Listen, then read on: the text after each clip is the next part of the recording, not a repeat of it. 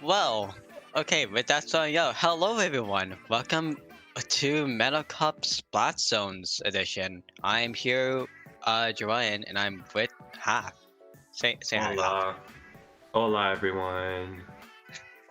So yeah, the first match going on right now is going to be Big Clam vs. Ireed, match number 20 on round one. If anyone wants to know that, so it might be, I think, the lowest seeds for this half. Yeah, Yeah, seed no, 20 versus seed 21.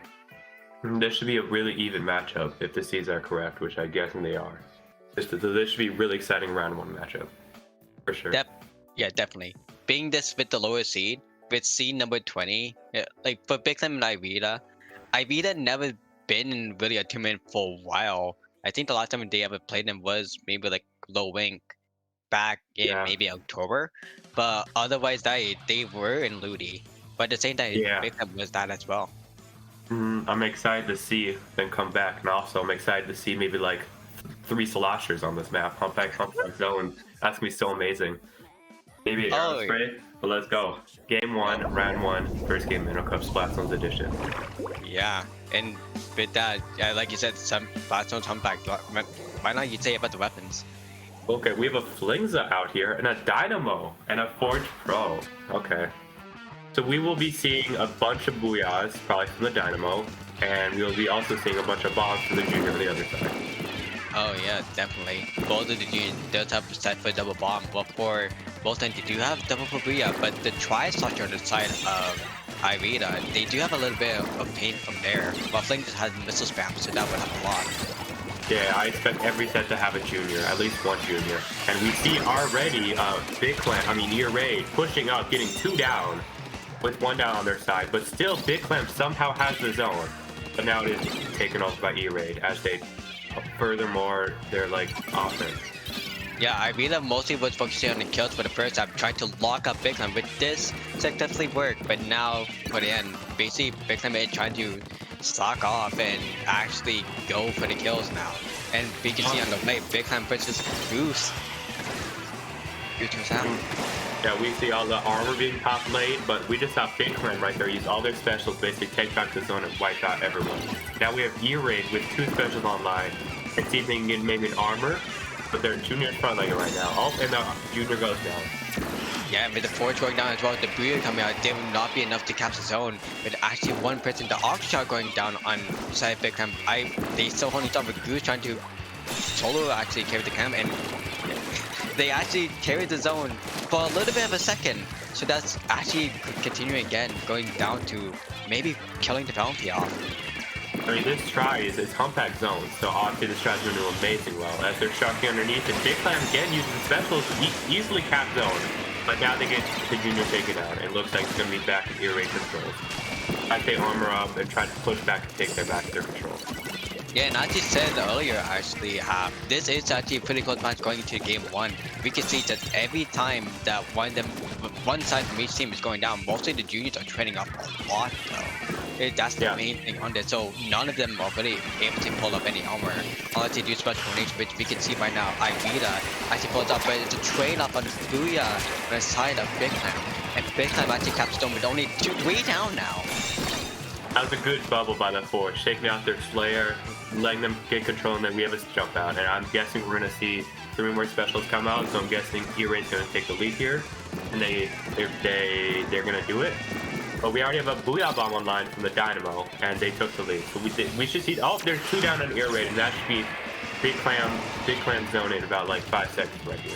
Yeah, definitely for the side of Big Clam, they actually did do a pretty crucial pick on the side, going up for a solo off the Forge, and now with everyone on the side of Vita backed up in the corner, maybe they need to find a way to escape. Big Clam all the way in the middle, they're not letting go. They need Spectre to basically capitalize and get the lead off, but actually, boy gets getting eliminated by this arc shot, maybe getting a double at this point.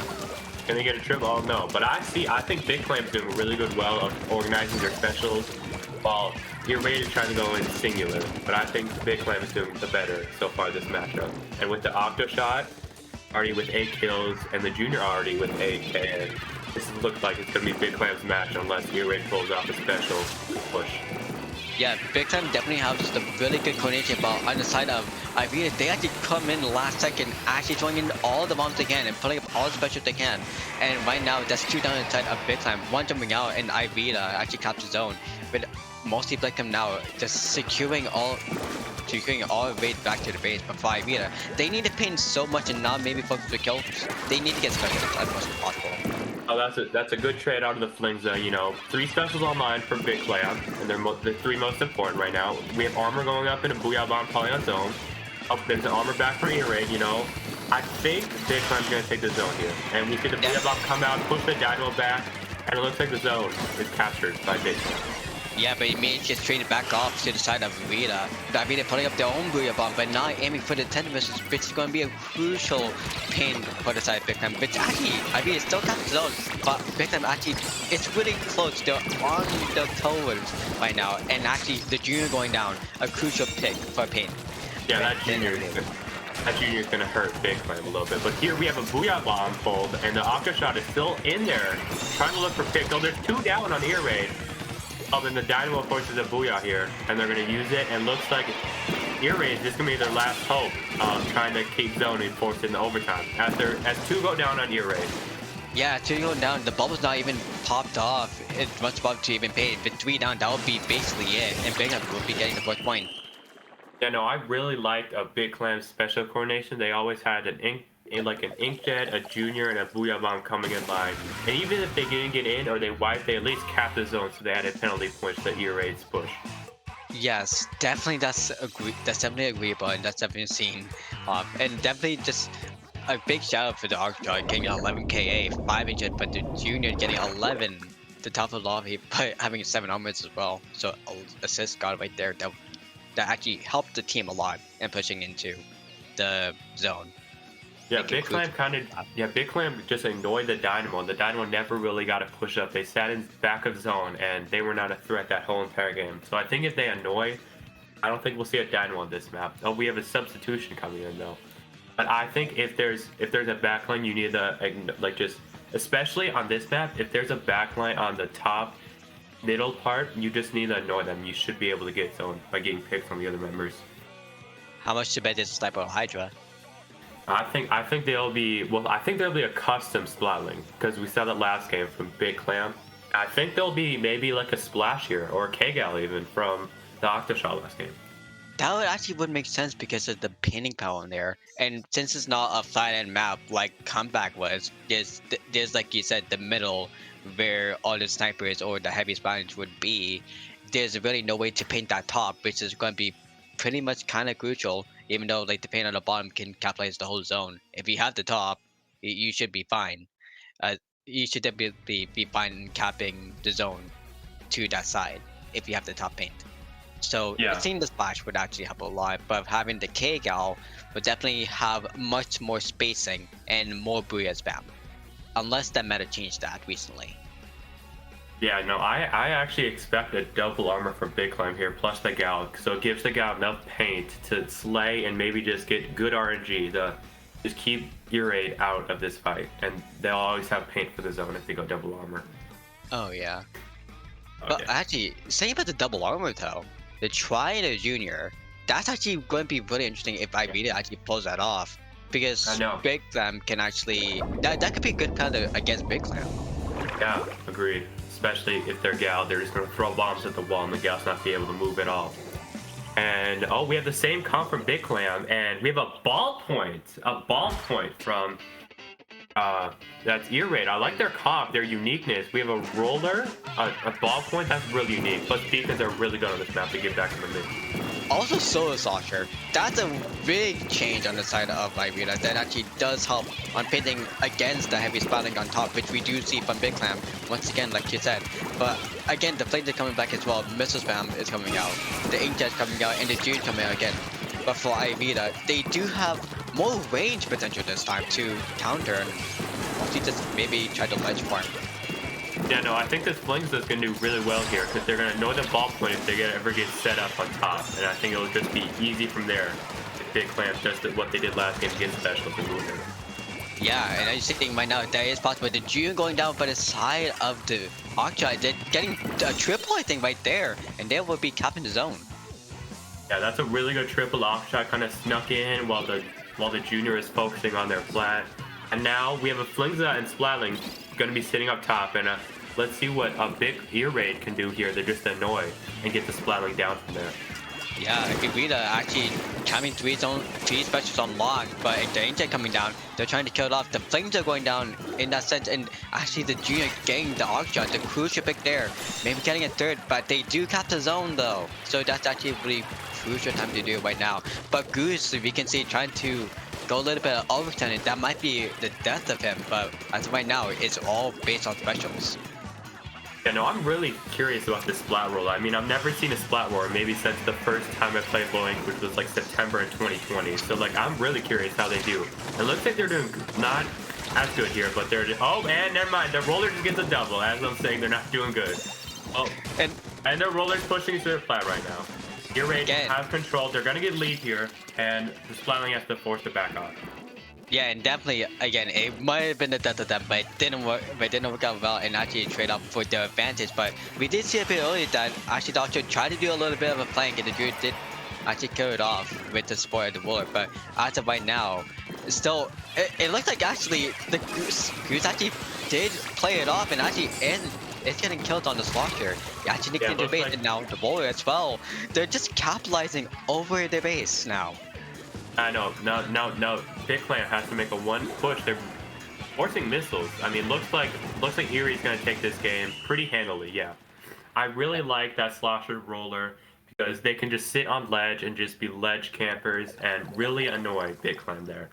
Yeah, and definitely with the solo Slosher pick on there, that's a lot of paint that can just basically troll Big Clan themselves, and they need to paint itself, even though it might be a special kind of scenario. But we can see on the side of Big Clan, the Flingza and the other weapon, I think that was maybe the Junior, they never got any kills at all in that scenario. No, not even an assist from their Junior. I mean, I think what happened there is the buff point just sat on top and just kind of just forced the Splatling, everyone else, to stay back because how much long range they have. I think so as well, but at the same time, we did see the aggros, the Slosher and the Void just going out on it, and the Junior just double bombing just the Plat. So I'm surprised we didn't see the ink block glitch there. I thought it was gonna happen. I was gonna ask you if it was gonna happen, but no. Oh no, it's a too crucial time to be that. It's so close to the match. It's not possible. No. I mean, the roller and the Slosher were just doing really good, just sitting there and just annoying Big Clan, make them use their specials. That whole match, like just get out. And we have Muscle Forge. This should actually really do well for Splatling here and Ballpoint. Yeah, and being for game 3 as well, this is going to be a really close match. As we saw from the Humpback, it's going to go back and forth. It's basically going to be the same scenario since it's going to be a flat map for the zone. There's no angles. It's just a flat map. I mean, this is a very close range map. There's not really anything in your base to get specials from, like ink block. I mean, this is another good map for Sloshers. Like, I wouldn't be surprised if we see another Slosher. Maybe like the Tentamissile one. But also, I think we'll see a Flingza here also, just because how much range it has, and then same thing where you can just sit on left sponge the whole entire match and farm missiles from there. Yeah. On the side of Blackham, if they do bring up the Flingza, that would be actually fine. But for Irita, if they do pull up a double Slosher, that would be really insane for them, but it might work out to their advantage. We see same comp that's been going for them, and the same comp on both sides. This is really amazing. We have same comp, everything. This is gonna be really interesting. This is gonna be like a rematch of the Inklock game. Definitely it will be. Basically surprised. Basically for Irita, they just said go what works, and it's kind of looked like they might have it work if they don't mess up the start game. But for right now, the first two picked on the side of Big Clam going against the Slosher and the Bowler. Yeah, we see a waste of armor on both sides. Not really, armor didn't really do anything, so we should have even specials right here. We have the Junior Sharking getting the Aqua Shot, who's pushed up too far. And this should be Earaid's chance to maybe push in, but no, we have two specials on Big Clam. This could be horrible, and we see the Slosher going out on Earaid. Yeah, and with the 2 specials going down, but at the trade-off of Booyah trying to capitalize on the ball point instead of the zone, which is really surprising. But now they cap the zone for the side of Big Clam. But we see that Olavida just trying to cap in, trying to go for the crucial pick, but actually the Warrior going down to a 3v1 scenario. Yeah, it looks like here we just had Big Clam kind of just sitting back, holding zone, just painting it, and Ear Raid just didn't have anything to counter it. As the Slasher flanks against one, see if they can go for 2 here. Get the Octoshot, they jump out. And it looks like this should be, I was gonna say almost Ear Raid zone, but everyone turns around in time to cap it back. Yeah, there's been a lot of trade-off on the middle of the zone, but 2 down inside of Big Clam by now. This would be the chance for Ivita to cap some points, but again, they really need to paint a lot for the side of Ivita because we can see that Big Clam just having a lot more waiting room and more just painting room just to get more specials and all that, which they've been doing that a lot in this whole match. Yeah, we see the Splat go down on Big Clam, which is and the Octo shot. They cap zone, but a really good pick on the ball point, letting them move up, and everyone looks like they should be jumping out. As the roller gets a pick out of that, and looks like the Octo shot jumped out. Yeah, the pick on the Junior was actually really crucial, but 2 down inside of Big Clam was actually really crucial as well. The Arc Shot going down, the main Slayer, but now with the Flanker and the Splatling going back as well, now the side for Ivita, they can paint as much as they want, but right now they're just focusing on middle. They really should just go for specials at this point. I think it's just this one push is their last chance for Big Clam. I think if Ear Raid just holds here, we see the armor, Booyah, everything coming out. This should probably the Junior going down on Big Ear Raid. That should be Elm and the roller. Everyone is still backed up on Big Clam. Yeah, so and that ain't just like though. I know, and the ball point getting it back, or it's the stun, that was the spot, sorry. And now Big Clam has a chance to maybe end it right here. Oh no, the ball point gets a really good pick on the Splatling, extending their range using the ball point to their full potential right there. As we see Ink Armor, Ink Storm coming out, this should be Ear Raid zone. And this is definitely not going to be Ear Raid zone, actually getting 2, oh no, actually it is Ear Raid zone. Wait, what? Well, it's a 2v2 scenario right now anyways, but Ivita still having the ball point on play, with the heavy and the flames are actually battling to it, but that ball point actually getting the heavy. The Salty trying to cap the zone.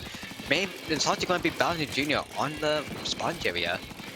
Yeah, that was a really good pick by the ball point. Taking out their longest range weapon really helps here. The Flags is kind of trapped, looks like they're gonna die. Now it's just Big Clam, probably their last push.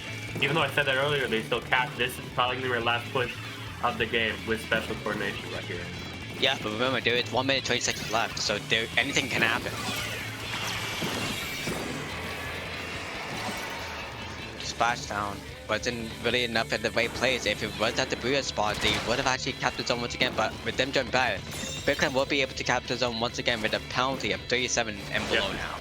I was gonna say this roller could probably get a kill in the Splatling, but he decides to jump out and looks like they're gonna try and hurry up and push it. As the Octoshot looks like he get a pick with this Inkjet as they're just forcing him back.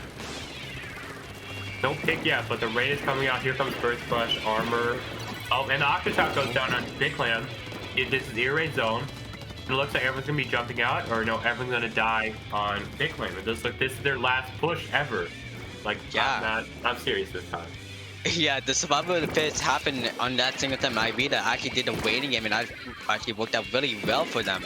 With them actually capping the zone right on time against Big Clam, who actually just killed off the penalty at that point. And with 2 down inside Big Clam once again, it looks like the Ivita would be taking the win with only 19 and under remaining for the zone counter. Yeah, it looks like it's gonna be. It looks like it might be. Ooh, wait, hold on. There's still pain left. There's a Junior left. Ah, no. Oh.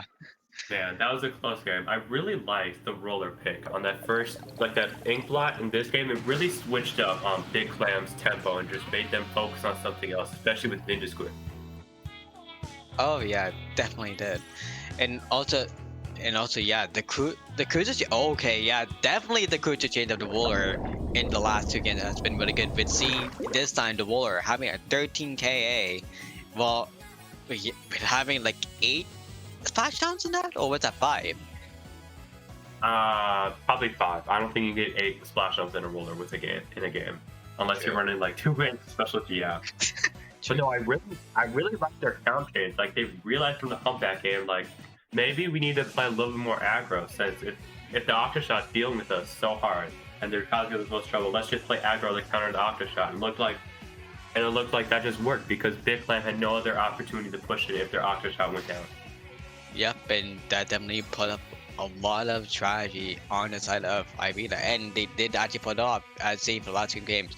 They pretty much focus on everyone, but at the same time for the shot, they killed them the most, as seen for the match in the company's perspective at least. Yeah, I really think Big Clan there had the more special coordination, but I just think that special coordination always doesn't work out, especially if you can't kill people with the specials you have.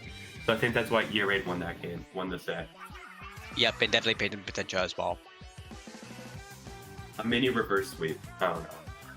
It's a reverse sweep. It's a reverse sweep. You can call it that. But yeah, with round 1 actually finishing, we'll be back going into round 2.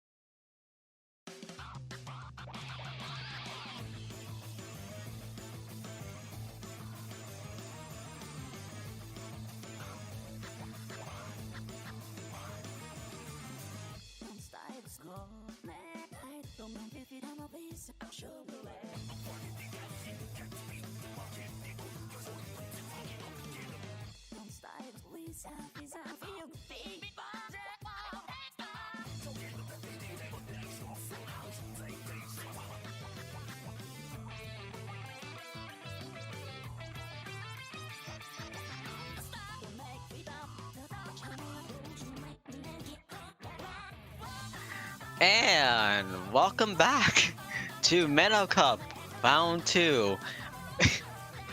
that was a little mention, but yeah, sorry about that. But so, yeah, now we're going to be seeing Overflow versus Shivering Inklings. Yeah, I know. This should be an exciting set. I mean, we haven't seen a Kegel, Zap, or not yet, and I expect to see at least one of those this set, which may be more meta, like unlike the last set, which was really fun. You know, meta can always sometimes be fun depending on what they're playing. Plus, we see Starfish, which also is a really good Booyah Bomb stage, so I will probably see a Gal here. Oh yeah, and definitely we would maybe see one in New Albacore, for sure. Oh yeah. As well. I mean, I could also see a Foil Squeezer coming out here. That'd be a really good pick, because bubbles on this map are really good. Oh yeah, it definitely will be. That could basically capitalize the zone. Yeah, I know. Or maybe a K Junior. Let's be unique and pick K Junior. True. Yeah, bubble trick them. Bubble trick, more specials as Exactly. with juniors. So yeah. Double Junior coming out of the side of No, that would be funny. That would actually that would make sense though. It'd be amazing. Yeah, I know. Enough paint, and you just have 2 aggro weapons. And we see our first match here go. Splat on Starfish, round 2. Here we go. Yeah, I'm just showing out. We do. There's the foil squeezer, Kegel, and a ballpoint again. Oh my gosh, is this ballpoint day or something? But this is ballpoint day. Yes, it's Wayne ballpoint day actually. yeah, we see we only onion. I mean, on the machine, also a machine. I mean, I think Overflow here is gonna have less paint than Shiver Me, but I think they just have more aggro weapons, which might help them win this battle. Yeah. Also, definitely having that more aggro on the side of Shiver Me, they have the more paint. And we see already Shiver Me pushing up, trying to find picks, but it's just been a stalemate so far, just specials. And we see a splash down, a Booyah Bomb coming out. And we have bubbles coming out also. See if the bubbles can find a pick. Oh, we have a flank from the Gal. Gal not be able to find someone. Gal trading with the machine. That's a good flank, good trade right there. Yeah, good trade, but actually the armor, the only splash coming out right now is going to be from the side of actually of Overflow, and actually the armor does come out, but they still got the zone spicy for a little bit, and they have a point of 73 remaining. So Kesa made a good flank there, got a pick, but now they're down, and it looks like it should be a stalemate here with the Zap holding armor. Oh, but the Zap goes down. As soon as I say that, we should have Overflow taking the zone right here, as the Gal looks like he's going to trade with... Oh, Gal gets the machine on right. Yeah, with the Gal on right, actually them trying to wait for specials. Overflow having 2 down as well. It would be looking like the teammates will be gathering the zone once again. And, I mean, big Overflows here just gonna have to sit back, get specials. We almost have bubbles from the foil and armor from both Zaps. We should have missiles here. This is gonna be a really intense push right here. And I think, and we see armor coming out. And we see, oh, and the Zap goes down on the side of Overflow, and we have a splash down, and then splash is not going to get canceled. And we have a bomb rush. Oh, not a bomb rush, sorry. Bubbles and Booyah. But so that special coordination was actually pretty good on the side of Overflow, but it wasn't enough because they didn't capitalize it on the zone. They tried to do it nearby the flank area. But as right now, there will be 1 down inside of Overflow right now. But still, the flank from Shiver Me Inklings actually put it off, and actually them still capitalizing the zone with 25 seconds remaining on the clock. I know, we have the armor out from the Zap pop. It looks like this is going to be the last chance of Overflow to try and take the zone. As the K-Shot foil, who's going to win this battle, looks like the K-Shot is. Oh no, it's a trade, and the machine's the only one left. It looks like Shiver Me is going to take game 1. The outmaneuvering of Shiver Me Inklings over Overflow is actually pretty big right there. We can see like the difference of them being aggro versus no paint. Yeah, I think Shiver Me just did a good job like holding every single time Overflow tried to use specials. They kind of just countered it with either a flank or maybe even a trade from one of the, like the armor, like the Zap. And the Zap was like their only paint. So when they took the Zap down, they could just sit back and paint zone. They couldn't really, Overflow couldn't really do anything. Yeah, definitely. Like on the side of Overflow, they might have been thinking go aggro instead of go for paint. But in Splat zones, go for paint. That's Like, just no big thing. Go for paint. but now this map favors Shiver Me, as this map's more of an aggro one. It can easily be locked out. You know, I think we'll see a KO on this map for sure. Yeah, and seeing from our screens right now, it kind of does look like the Shiver Inklings press stay immediately. While Yeah, it looks inside like, of Buffalo, they're just thinking about what they want to play. oh no, everyone's ready up right away except for the K-Gal. Oh, and everyone's ready up. That's a record fast ready up right there. I think we may see a junior on this stage instead of a Zap. Maybe more paint and have everyone on overflow. Just be more aggro. That would definitely hold a lot in the overflow, and then maybe make it to game 3. As we see a Knot here, may a take try. another ball point. Yep, same compound as Shiver Me Inklings, and we have a Knot and a Try coming out of overflow. Again, but for the side of overflow, them changing to a knot definitely is helping for aggro, and the tri-structure would definitely help up for the electric, but actually double armor as well, so they can go more in without maybe some default. But actually, actually that's a nice way of saying actually, without getting a single, and actually a trade-off for the side of overflow as well. But Kyle getting a double now. Yeah, no, I think what's gonna help overflow win this match is double armor, because the Gal cannot do anything against armor. Looks like that we see a Booyah Bomb coming out. See if they can get a pick as the Not Stranded kind of left. We're probably gonna see an Armor Inkjet soon. As we just see a Booyah Bomb in the sky finally used. And it looks like Overflow is using their specials right now to try and recap. Yeah, and with Overflow actually pulling up the Inkjet, trying to go for fame. Trying to actually go for the K-Out, but they actually do it and getting the K-Shot as well. Actually now it's only trying to go for the ball point. The only range weapon that would bring the Zap back to a neutral state. But then Captain Zone as well, definitely it's the time to paint and get for more specials again. The Overflow is going to be easily blocked out. Oh no, they're not actually. Since the knock goes down, it looks like Shiver Me is going to be able to go as they get the foil down, and Miri is just sitting here missiling. And it looks like it's going to be Shiver Me Inkling Zone as they push in, and they should have specials since they did not use any getting back in. Yep, and definitely we can see that right now that Shimmy has like Booyah Bomb, has the armor in play. Maybe going up for the combo, but only for Overload. They have the armor from the Ansap only ready. And actually the Booyah coming out from Kyle on the side of Shimmy Inkston, getting ready to play. Yeah, looks like we have an armor and another armor, so we have double armor on both sides. Looks like the missiles are going to be pulled up. Tri-Fuckers trying to cap zone with the bubbles. They're trying to get the Gal. No, they can't because they get surrounded. Looks like everyone's just panicking zone. We see 2 specials and we see 2 down on Overflow. And they're just panicking right now as the foil is going to force them back up. As I think it's a Gal actually, and this should be Overflow's chance to maybe one last push. Yeah, 2 down as well.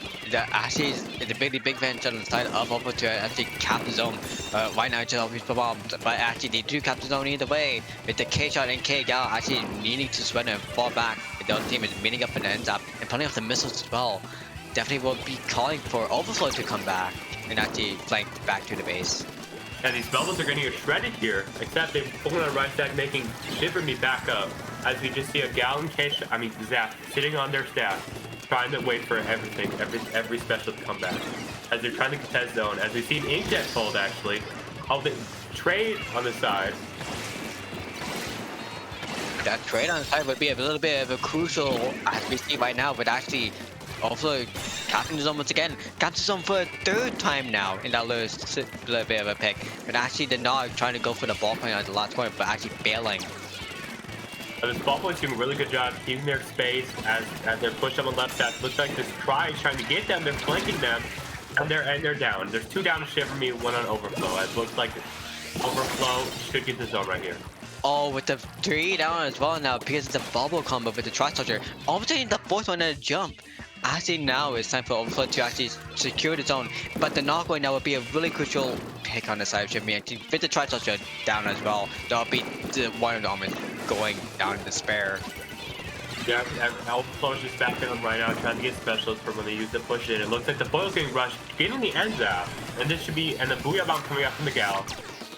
It looks like to be thrown. Top left, yep. Looks like the nod, and nope. And looks like Overflow should get the zone here as Shiver Me is 1 down and they're all backed up. Yeah, and all backed up in the corner, but the ends up and the K got together actually. But the ends up actually overextend a little bit too much, but they actually get the trade off. But for Mario and we see that they're going to go for for mostly Tenta missiles. We can see on Shiver Makers, they want to go for glitches right now. Well, and actually they do. On the side of Overflow, they do have the armor up instead, but they don't have any of the glitches ready. No, this is has been a very good like special coordination game. Not a lot of kills, but very focused on zone. And we see everything going down. Shiver be able to cap the zone with 1 down. Looks like Marine's just gonna jump out. Oh, they're actually gonna pick instead of jumping out, and now they're dead. So that's a good trade on Miri, forcing the foil.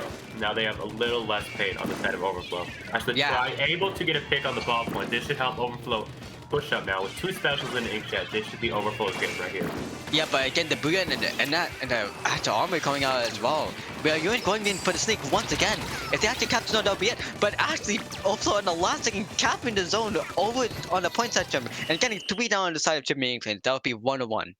No, that was a very low kill game. I mean, I think the specials were very used there, especially armor and missiles. I mean, I think I just Overflow maybe with just more aggro and use their specials more wisely. Plus double armor really helped against the cow. Yes, and actually I just say a low kill game. Onion and J13, the double armor going in with only double digits. So yeah, we probably got like 10 assists that whole game from both of these. And we see the stuff here out of. Oh wait, you guys can't see this thing. Okay, never mind. But you know, I really love that game. I think just having Overflow more aggro. But now here is where the ball point's gonna shine. New outlook for Splat zones. This is where the ball point might go off to get like a 20 kill game right here, just because of how much range it has. Oh boy, maybe ball point fits up. Well, we do see that on the side of Shiver Makers, they don't have a backline, or do they? Oh wait, who stayed in? That's Kyle. No, Super's their ball point. So Super may be going ball point here still. I don't know who subbed out. I think Marine subbed out actually. Their K-Shot subbed out for probably maybe like their support. Who was subbed in? I think maybe Bokian. I think. Bokian was in the last game. Oh, maybe then it was Black Bolt probably. Yeah, Black Bolt got subbed in actually this time. Maybe we'll see like I think we'll see more of a long range comp coming out of Shiver Me as well. Overflow. I mean, I think we'll see the machine again and maybe the not again. I just think they'll have to play more aggro and just control more of left and don't let the ball point get set up at all.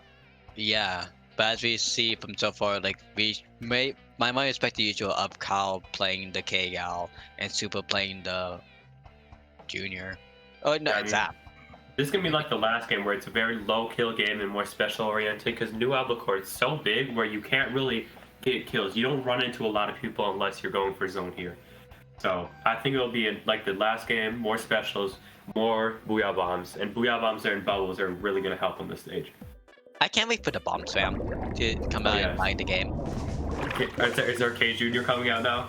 K Junior or Soul Sauce coming back, or maybe something like or maybe like an Airways way. Oh, we have a C jet, I think, or that's a regular jet. 2 Booyah Bombs. That's a V jet. It's double missile, bubbles zap coming out of Overflow. Then we have double Booyah coming out of Shiver Me. So this should be a really close game and special oriented, like I said.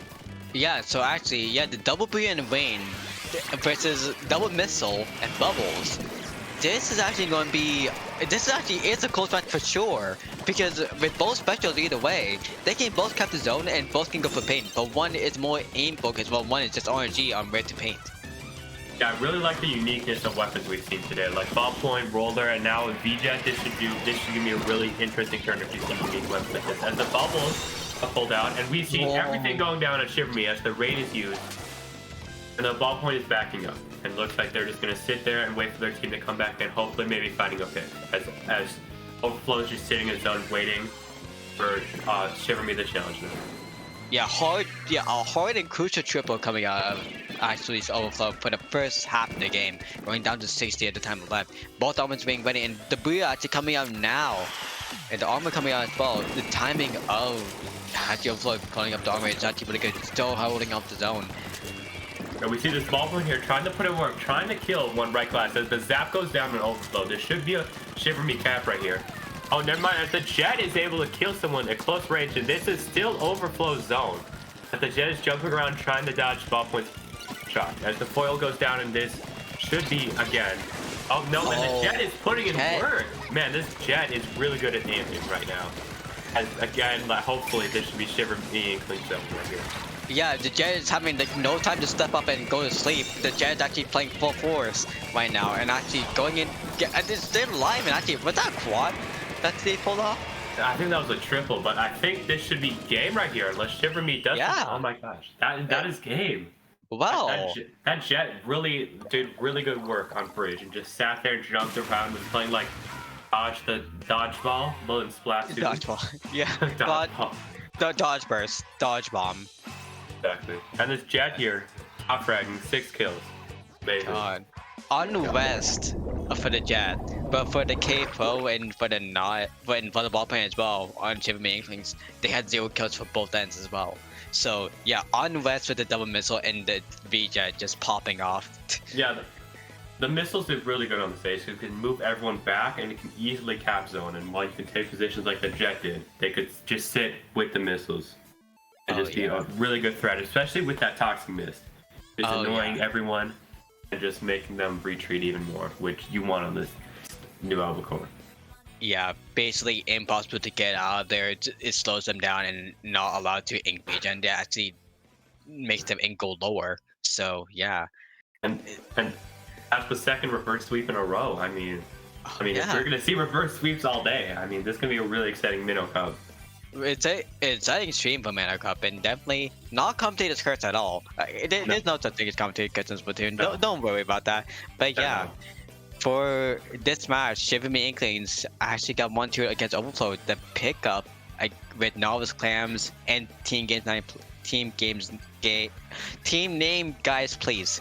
I think that's. No, I think Overflow is actually really. I think Novice Claims disbanded and Overflow is kind of the sum of Novice Clams and then Onion. Obviously, used to be on BCG, Broke Controller Gaming. They're still alive. They're not playing this, but I think that was a really good set. I think Overflow is going to be a really good like threat team if we see them in Top Gun at all. Yeah, definitely they will be. But yeah, I guess that'll be it for round 2. So we'll be back for round 3.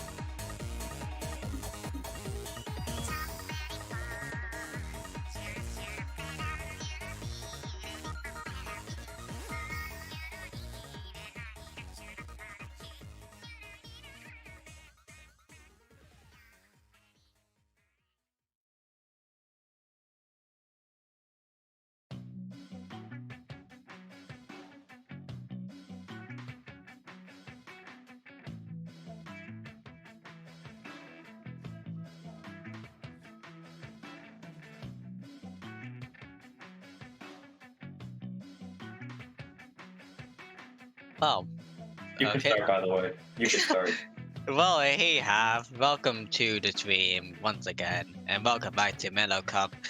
Zastos Edition, round 3 of 6 in the Swiss stage. Yeah, it's gonna be a really exciting matchup. We have Leg here versus Hydra. I mean, Hydra's a well-known team, lower team, and Leg looks like they're a pickup. So it's pickup versus Hydra, a well-established team. This is probably the first match of this tournament we've seen. We have no team from the U.S. here. Where we have a team from Canada and I think a team from Costa Rica. Yeah, Costa Rica, I think. So this is gonna be a really interesting matchup right here, as we have Splat's own Surgeon. And honestly, just saying the background of the team, mostly background about Hydra. Hydra is a Div 6 team who ended in 3rd on the group for season 11. But with the players right now, surprisingly, keep an eye on Zero, who's going to be the KO. Trust me on that. But yeah. I think we'll see maybe double armor here, maybe a try and adapt coming out of one team. I won't be surprised if that happens, because again, buckets haven't really gone. And we have a Hydra. Oh. Yo, we have a Cajun now. They're fighting the beam. We have no arm. We have one armor coming out from Leg, as we have just Junior, two mid range, and a K shot coming out of Hydra. Okay, for these so what is this? This is a weird roster. Like, definitely a super weird roster coming up from both sides. Well, not really for Hydra, but for Leg it's definitely really weird. But yeah, but them having a trade up for the first half is really big. Yeah, Hydra kind of just pushed in there, couldn't really cap zone, and Leg took advantage of it. And they're pushing right there as the K Junior looking at bubble trick. They don't get anyone. Still just annoying to the field. They have enough paint. We have bubbles ready. Bull's being pulled. Looks like they're coming from zone as 2 down are on Hydra already. Oh, and actually getting killed. That's a wipe on the side of, I guess, Hydra and Leg actually going in to just secure the zone. Yeah, that was a really good hold by Leg. They just kind of stayed together and took 1 by 1, and it really helped them. Yeah. As we see, Did you see? What do you see? yeah, I was gonna say Leg looking here, just getting 3 down, and it looked the Junior last alive. Looking like the K Junior putting in work as the Junior jumps out. It looks like it's gonna be the last chance for Hydra here. Just 10 seconds remain on the counter. As the slots are just sitting there trying to know the K-Pro. This bubble's gonna be popped, killing the foil as the K-Pro tries to throw the Via Bomb, but it's too late. That was 100-0 right there against Hydra. Again, yeah. I mean, see what happens when you play K Junior. I mean, honestly, I think just Leg there had just enough range. I mean, their Hydra just sat in mid, and Leg's Hydra just sat in mid. I mean, April's Hydra is right there, sitting in mid, just annoying Hydra. They really had nothing to counter it. But I think we'll see Hydra maybe pull out missiles here. Maybe we'll have Flinka again, like in the first set. Yeah, they had really enough range and enough aggro power to just override Hydra's, like anything about Hydra that they can do. They had enough of that literally there's no chance for Hydra to just come in and do any such of them just aggroing super hard. But literally, it might be really sus, but for Leg, they were pulling out the Japanese comp out there, and that is insane. I mean, yeah, just a weird comp. We had like a Slosher and Hydra slot. I mean, Keisha and Hydra. I mean, not Keisha. Keisha and Slosher can really do like really good off each other. Just hitting the K-shot hitting them opponent once, and the Slosher finishing the kill. But here, we have Splat on front of pit. I wouldn't be surprised if maybe, I don't know what April plays, but I wouldn't be surprised if we see maybe a C-Jet or maybe a Bamboo coming up from April. Bamboo with a Hydra and a K-Jet and a K Junior. Oh gosh, that would be a pain on the side of Hydra. Maybe we'll see an airspray. I don't know. Maybe the K Junior is like, I'm just gonna be paint. Maybe the K Junior is the paint for Leg, and that's their whole focus. They have 2 aggro weapons, and they have a backliner, and they just have a painting weapon. And maybe they're gonna play airspray here, or K Junior. That would make sense. That would make sense. That would be the quote-unquote support player. But support for paint, objective always supporting kills because they know they can do the kill. They know the Slade can do the killing. That makes a lot of sense then. That's why they never ran armor other than Hydra. Yeah, I mean, Leg, their front line, their Slosher and K-Shot don't really need armor. Like, if they had maybe a Gal or T-Tac, it would have been different, but Slosher doesn't really need armor, and K-Shot doesn't also need armor because they don't really push up that far. So, really on this, right now it's just all eyes on Hydra to see if they can start the reverse sweep as we saw in the last 2 rounds, or will they just finish this off winning over this set 2-0, and the third game wouldn't even matter for them other than for win percentage. Yeah, and maybe tiebreakers. But here we have comps. Will we see a C-Jet or maybe a Vanilla Jet like we said earlier? Oh, we have this Hydra and an A Junior still, and we have a Flingza. Like I said, they're gonna just focus on missiles, just annoying that Hydra, make them move out of position. But we also see a Gal here, so double armor out of Leg, and we have a Slosher probably gonna do all the work for Leg as killing power. The 9-6 having a lot more weight on the side of Leg, but on the side of Hydra they do have more paint, and 9-6 is going down immediately against the Hydra. And the Hydra. This is confusing. There's a Hydra on Leg and then a team pick Hydra, but as you can see, the K Junior's in the bubbles. The K Junior jump out and it's just forced out. As where Hydra is taking their first push, as they trade with the Hydra, this should be really good for Hydra because as we see a really good inkjet snipe from the Nod, as the Nod is trying to finish out more, maybe get the K Junior. Don't let they back up, and we'll probably see Leg here push it with specials. Yeah, but as of right now, this is kind of like a full trade up of the last game where we saw that Leg was just capitalizing over Hydra, and now Hydra is capitalizing over Leg, but with 2 down on the side of Hydra, I might have just cursed that itself, but actually Leg capturing the first zone, and actually with 3 down on the side of Hydra, they're capturing the both zones, and they're going to be pulling off and trying to battle the Nod. Yeah, the Snot's gonna have to back up here. They're just gonna sit there, stay their range. They have almost an inkjet. Missile being pulled to annoy the Hydra again. No time to get set up. As you see an armor pop from the Gal. As the 2 go down on Hydra. And the Hydra able to snipe the inkjet out of the sky. It was a crucial pick right there, batting the Nod and the K-Gal, but now the June go down as well. No armor on the side of Hydra. And with Slot going down on the side of leg, with the 96 gal going down on leg right now, no aggro. And the K Junior going down as well, only the Hydra left. And now Hydra will be able to capitalize the zone. Yeah, I saw Zero there with the gal just drop and get 2 really good picks as their Hydra is trapped in the corner right there. And we see everyone's going to help the Hydra as the Zero overextends too much. And we see maybe a pushback from leg right away. Yeah, definitely Zero with the 52 with the KP2 is something scary to look about, but actually with the Flinger going down the side of Hydra, literally there would be nothing else left but leg to capitalize the zone there. The Junior trying the best to capitalize on their own zone. And we see a bubble trick coming up from the K Junior, not able to find anyone, but just getting that zone and making sure they're penalty, and they still are in this game. Yeah, with Neppy and with the Junior and T actually going in together, that's actually a really good combo to keep at. I've noticed this match that Leg has stayed with the Hydra everything. Like, wherever the Hydra was in trouble, everyone came to help April, or the Hydra. As we see the Junior overextends a little bit too much, and we see Neppy fall off the edge after getting 2. So that was amazing right there. As the Gal's gonna be forced to have to back up as they still have the lead. As the Gal's rushing up, penetrate with the Gal. Oh, nope, the 96. Oh, and now the knock gets the 96, and now we have the knockdown. And then everyone, this is just a killing fest right now. As the Gal, as the Slots are able to get the Junior, but they're still penalty points, so they can't take it right away. As Hydra will have the chance to get their specials, maybe stop them from getting the lead. Yeah, that was a delayed weapon on the side of Hydra. Basically, them trying to capitalize the zone, but actually Hydra getting killed by the bubble from T. The K Junior with bubbles, and now with the points actually going down, there'll be basically now Leg's chance to win and get the lead. Yeah, we'll see Leg will take the zone here, but Hydra will just try and keep it from like minimizing right here. As the K and as the 96 goes down and the Inkjet's pulled, the Hydra's gonna have to move somewhere. As the Hydra's pushed up, oh no, that's the Slosher. The Slosher's pushed up, get the Inkjet out of the sky. As they're gonna probably get the missiles, they're gonna get the flings up. Now it's just the Junior and Gal. As the Gal's sharking, looks like the Gal's trying to shark, try and get one more. They get the K Gal, I mean the K, whatever, the K Junior. And they force Booyah here as 2 down on the side of Leg. And this looks like, yep, the Hydra takes the zone. Yeah, but for the last minute though, the Slosher was going ham whenever, and it's still going ham, getting the K out once again.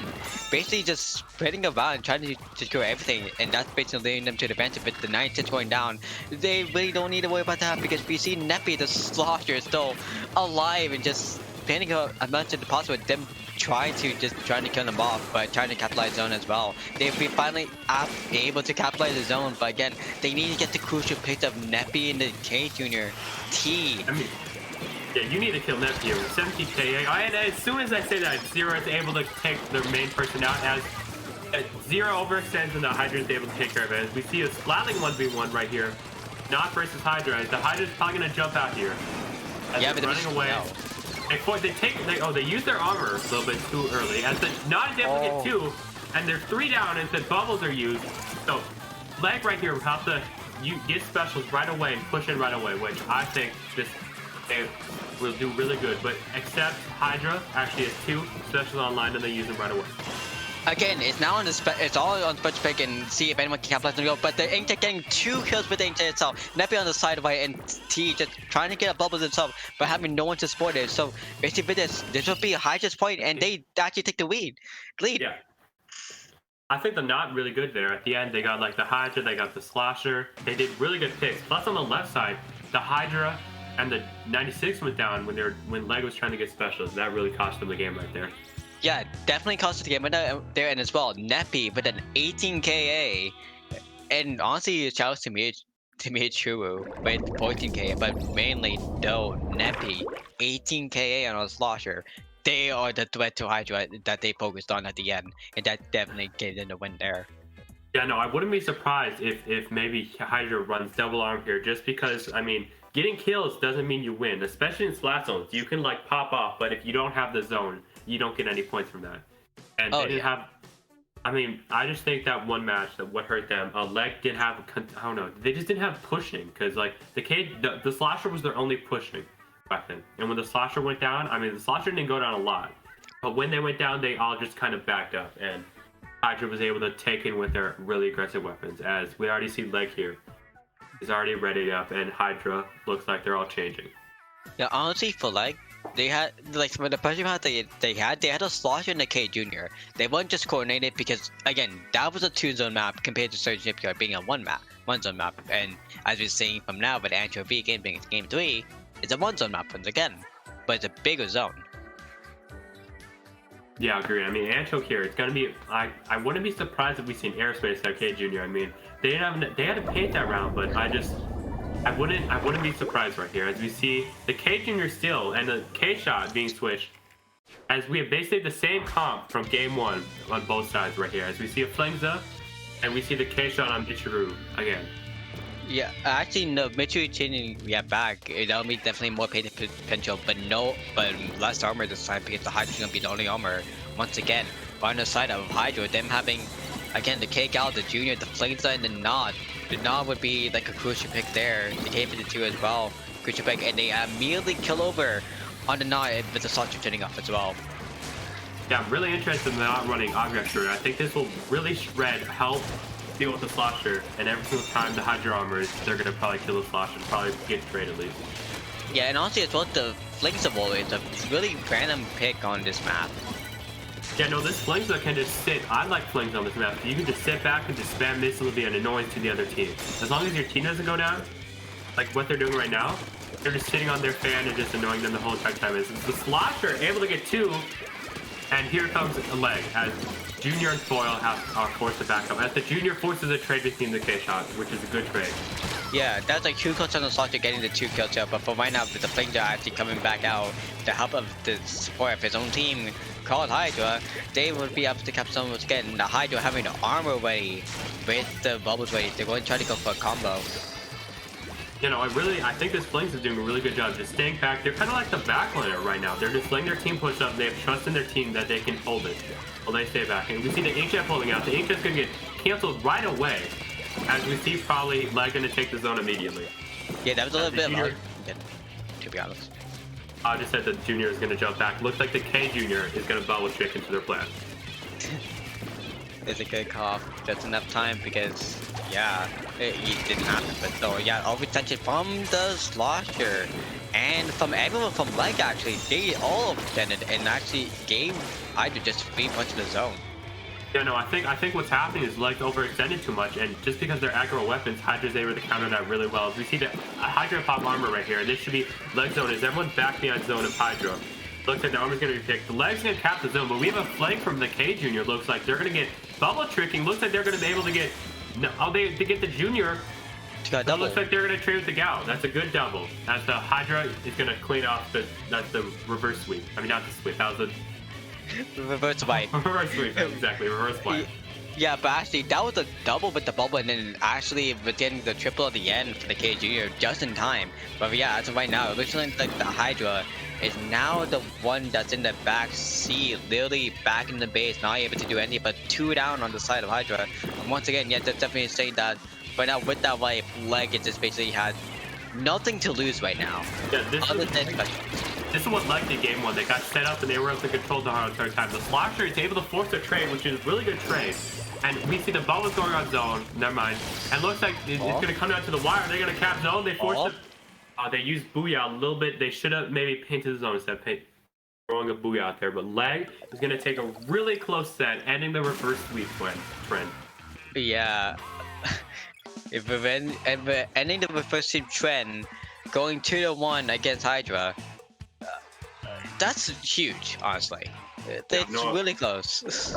I think the reason Leg won that set is just because every single time, like on the Sturgeon game and in this game, they just, when they were able to get whacked, they were able to take full control of their opponent's like Plat and just like don't let them escape. Especially the Slosher. The Slosher got a pick on the knot, and they got 2 down. Plus the Hydra got like someone else on right, and they just got lead and they just continued it from there because they had specials. Yeah, it was just that insane. Put a 1-zone map for the outside of Hydra, really. But Leg actually still pulling off like that is just giving them the crucial win, like you said. So, well, I think that's it for us. I mean, hey, so Jordan, where can they find you on the internet and Twitter? Well, on the internet, you can find me on twitch.tv/Ryan2, and for Twitter, @Ryan51 on Twitter. What about you, Half? They can find me. I don't stream on Twitch, but they can find me on Twitter at 12 of 341. I mean, my name was stolen, so I mean, you can see me on Synergy. I think we'll be really up there coming up. I mean, hopefully you're coming up also with Outcast Ninjas joining, and I hope maybe we'll see you in a tournament, maybe like a Twitch Junction or something like that, or maybe in Megalodon Cup that's coming up, or maybe in actually coming in 2 weeks, Low Wink. Oh, we're banned from Low Wink. You guys are banned. You guys are banned by like 80% of the teams here, and including me, are not banned. So yeah, that's a great note. That's Low Wink is happening at the end of this month. So sign up. Yeah, but okay, well, enjoy the rest of Splat's stream. You know, it's been a pleasure. I mean, well, thank you, Julian. Thank you for commentating with me. Yeah, no, thank you, Hap, for commenting with me as well. It was really great, and shoutouts to Jub for setting up this whole stream. Yeah, the Wiggly Phantoms are here in ghost form. You know, they couldn't make the tournament, but they're here in ghost form. So we'll see you guys. We'll have new commentators round 4. See you then. Yeah.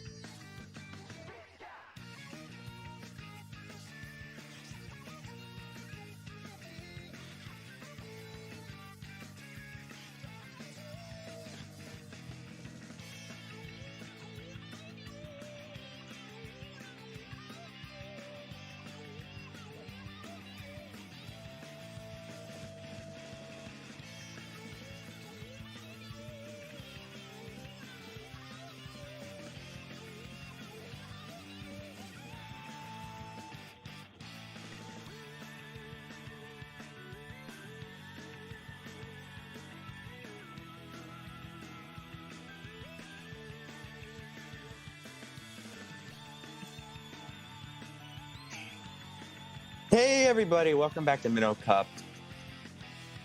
I am Dally, and hello, Raven. Hi, Nox. Hi. Nox? Yes. Okay. In this match, we have Summerzite versus Rolling Squids. And the first map is Zone's Reef, which is always an interesting one. The double zone is super interesting, and making sure you have bridge control is so important. Oh yes, that bridge is like that's like the biggest choke point on this map. You lose control of bridge, you're probably going to lose control of, well, the rest of your area. Absolutely. And you always have to be careful to watch out for those flanks up the walls right beside the bridge too. Oh, I have been flanked from those walls so many times. It's just Yeah, it'll be interesting to see what kind of weapons come out here. It tends to favor pretty short-range weapons, in my opinion. Yeah, this is a lot more of a short-range heavy map. Though I would definitely say that long-range weapons have their place, because you know how we said that. Do. You know how we said bridge control? Well, if you have a charger really on help bridge, with they bridge. basically can reach like almost the entirety of the map just from that one Absolutely. area.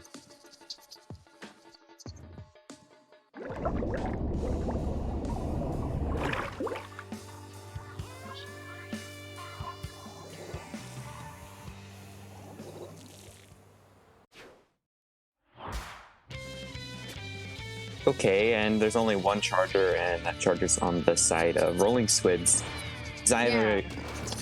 Summerzite has decided to run a full aggro comp, which Absolutely, and the junior really enables them to run that full aggro without having to face too many consequences for it, because they'll just have a very steady supply of armor.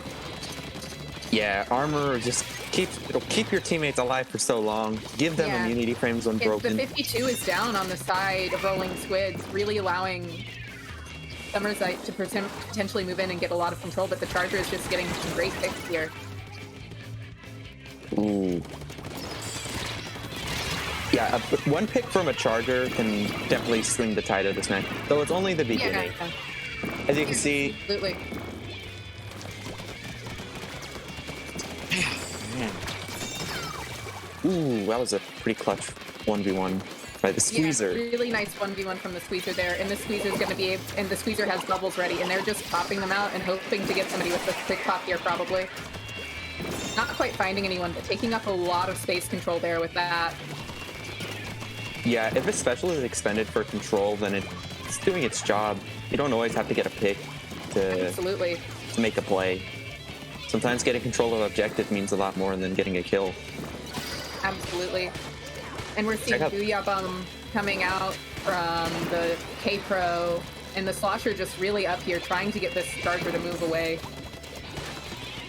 Yeah, a slosher on a charger, that's not made in heaven. You know, that slosher can just displace that charger with Splat Bomb, Slosh, Burst Bomb Rush. Like, the entirety of the kit is just ready to just... Ooh, that was a good pick on, I believe, the Really Squeezer. good pick, and the Squeezer's down. Those bubbles just are not able to do what they need to be doing right now. Yes, and they just need control zones, Absolutely. and now they can start their lockout. And the Charger gets a great pick on the Slosher right there, really taking away a lot of pressure on the sides of Rolling Squid. Yes, that is... Summer. Oh, they got another And one. another. A suction bomb rush on the zone, and they should be able to recap quickly.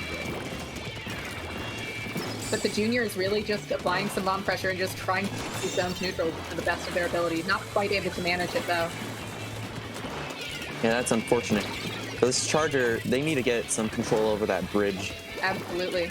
Like, The Squeezer is bubbling on bridge to try and regain control of that. And the junior or the K-Pro is trying to come up on... Never mind. 2 down on the side of Rolling Squids. This should allow Summerzite to get lead. and it looks like they have successfully gotten lead. They got 2 picks, and they're the starting trait to plus 3. back, which means the armor's down. Yes, and now they can start spawn camping or And that's a delayed wipe. lockout. The gal going down there. Nice. With only 30 ticks, Rolling Squids, they're The gonna have Slosher to. just They're really their gonna have to. face.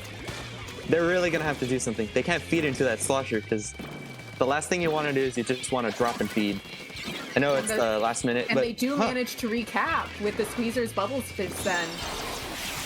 And there's the Booyah coming out from the 52, and the Slosher's just doing what they can. 2v1. And A very smart 2v1 there. That's a very unfortunate fate they made. Yeah. They met with 2v1s are They're with the Splat. unfortunate. 52 gal is basically like the basic staple of like the most annoying weapon in the game. So overpowered, wins every 1v1. I'm not sure if they could handle all 2v2s. Probably not. Probably not. Even with the Splash Roll. Really nice movement from the K-Pro there to avoid those shots, and a beautiful pick on the Zap. Oh yeah, they're moving, and they're definitely putting a lot of pressure on that. And is it a charger? Charger? Absolutely. Yeah, that's a charger. It is. Charger. And this is probably game right here. Yeah. Yeah, that's game. Really nice coordination out of Sommer, and just a lot of pressure applied. Great use of specials, and just they were consistently winning and turning 1v1s into 2v1s, which makes it a way better situation. Yes, but I think that they did one thing that was also really good, and that was push up towards like the spawn area. Absolutely. You can't keep watching zone because what you kind of want to do in They zone were is- leaving a couple people with zone usually, and just having the Slosher and K-Pro generally push up, while the Armor and K-Shot were building specials and making sure everything was painted. Yeah, but it's also like a good idea to have like to push to the spawn so that you force the enemy team to expend specials to get back an area.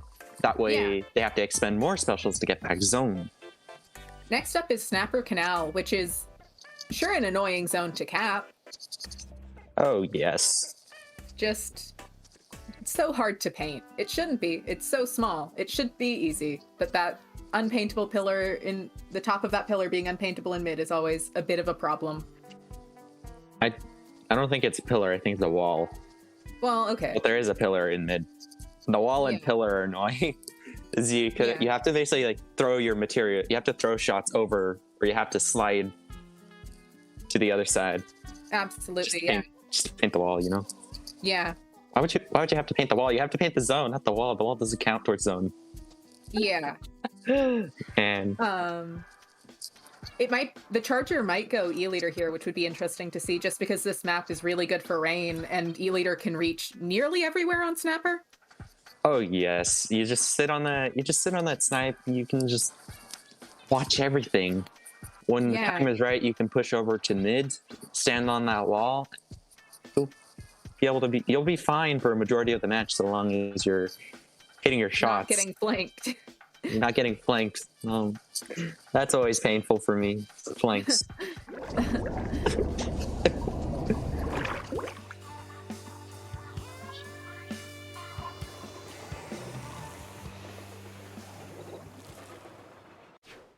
Oh, you called it.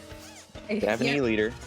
We do have an E-Leader, and we should have enough paint for that Nautilus between the Zap and K-Shot, which will just apply that constant armor and missile pressure. And we're seeing armor and missile out on the other side too, along with that K-Pro and a Tri-Nouveau instead of the Soda Slosher. Maybe just for rain, but the Tri is already down. It looks like to the Charger, if I had to guess.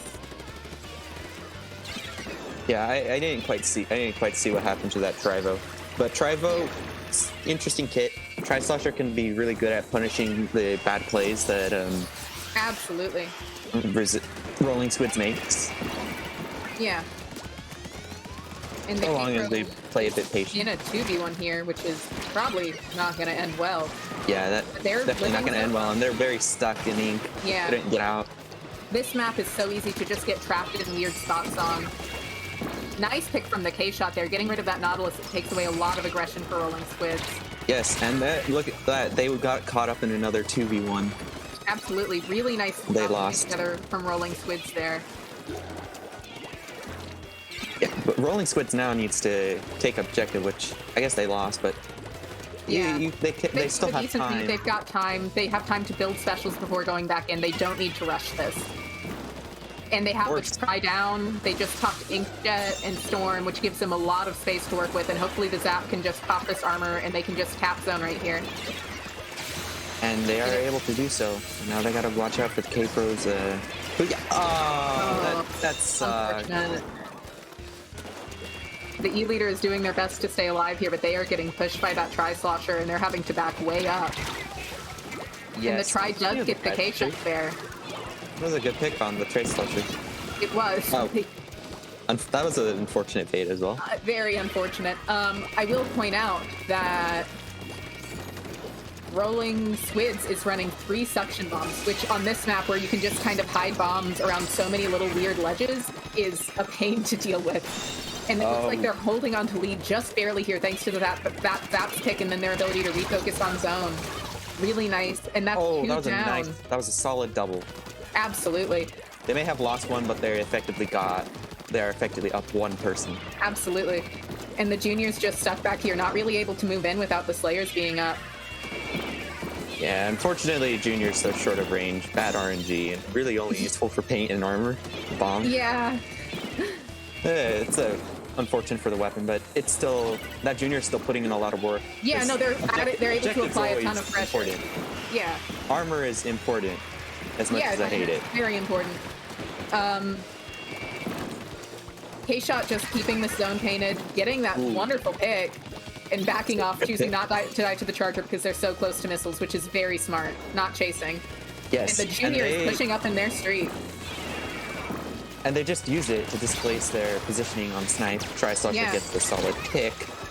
And unfortunately, it gets taken out by the K-Shot. Only 16 points remaining. Can they hold this zone? 16 ticks. They can. For now. 7 ticks. Can they paint? And the K-Shot goes down, but the junior is still up. They're going to have a hard time out painting that junior. They really have. Bad, interesting really trade from the side there. Just the K-Shot left. They have to keep the zone painted to retain lead. They get that pick. Game. Got regained zone. And very nice job stalling zone from the junior there, waiting for the K-Shot to help them get that pick rather than rushing the K-Shot themselves. Yes, a level of patience can really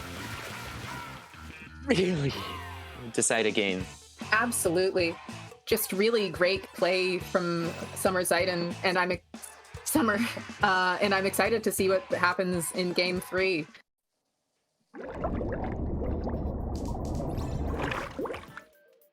All right. What's the next match? Which will be on Wahoo World. Wahoo!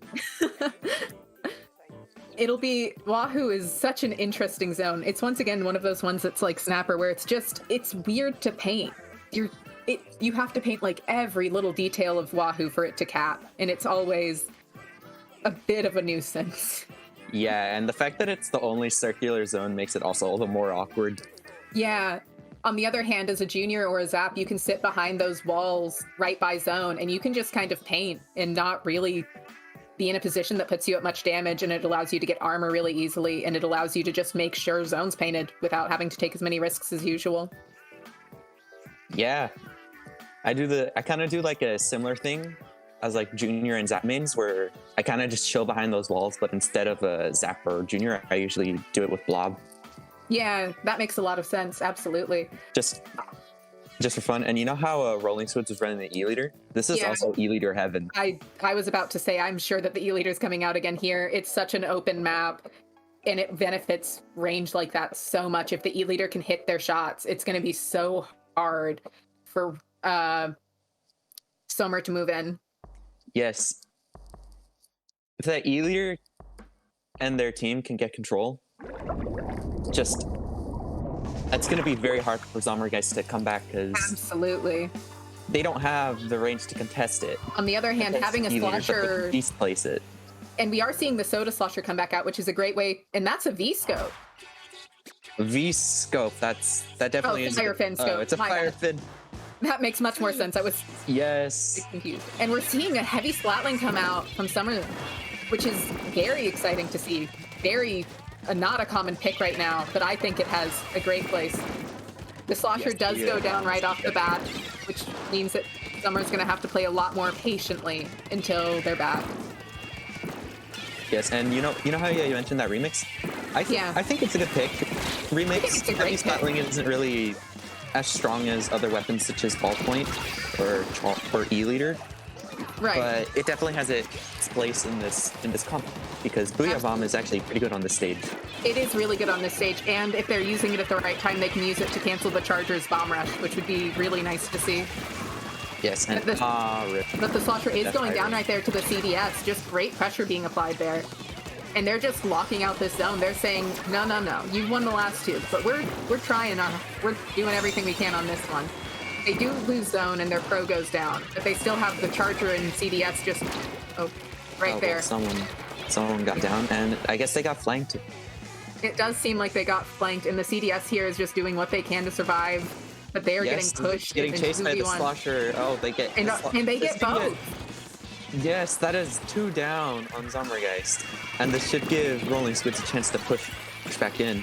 It absolutely should, and they're using this Booyah to pressure them off zone and cap. And the CDS is just up here saying, I'm gonna get in your face, and there's not a ton you can do about it. Well, Booyah coming out from here. somewhere. right, but not wrong. Who knows? What if they killed the CDS? They could. And the CDS goes down. Damn, I have some really good timing about that. But you know, now Zombregeist is pushing back Rolling Squids, which is really good. They have to really keep them back because on this stage you really want to get control of more than just the zone. Absolutely, you want to push up onto the other team's like flat. court and flat. Yeah. I think both are used Look at pretty this interchangeably on this map. Yeah.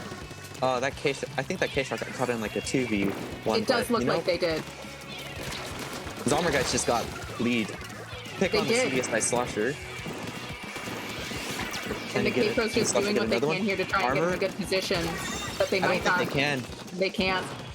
The Junior is doing everything they can to paint this zone. They're popping armor, they're using their bombs, and the Yeah, Charger they got gets the pick. pick there that allows them to Nice. paint the zone there, keeping the game going. And the Junior's just doing everything they can to paint the zone and not get picked off by the Heavy at the same time. That Really nice Junior positioning really from the deserves an Junior. award for how much they've been painting. Absolutely. They really do. That's what it's like to play Junior on this map. It's just constant painting. Very It literally, you're just stuck in the trend. beautiful pick there from the Ooh, K-Shot. that was a good pick on the Charger. So much pressure relieved.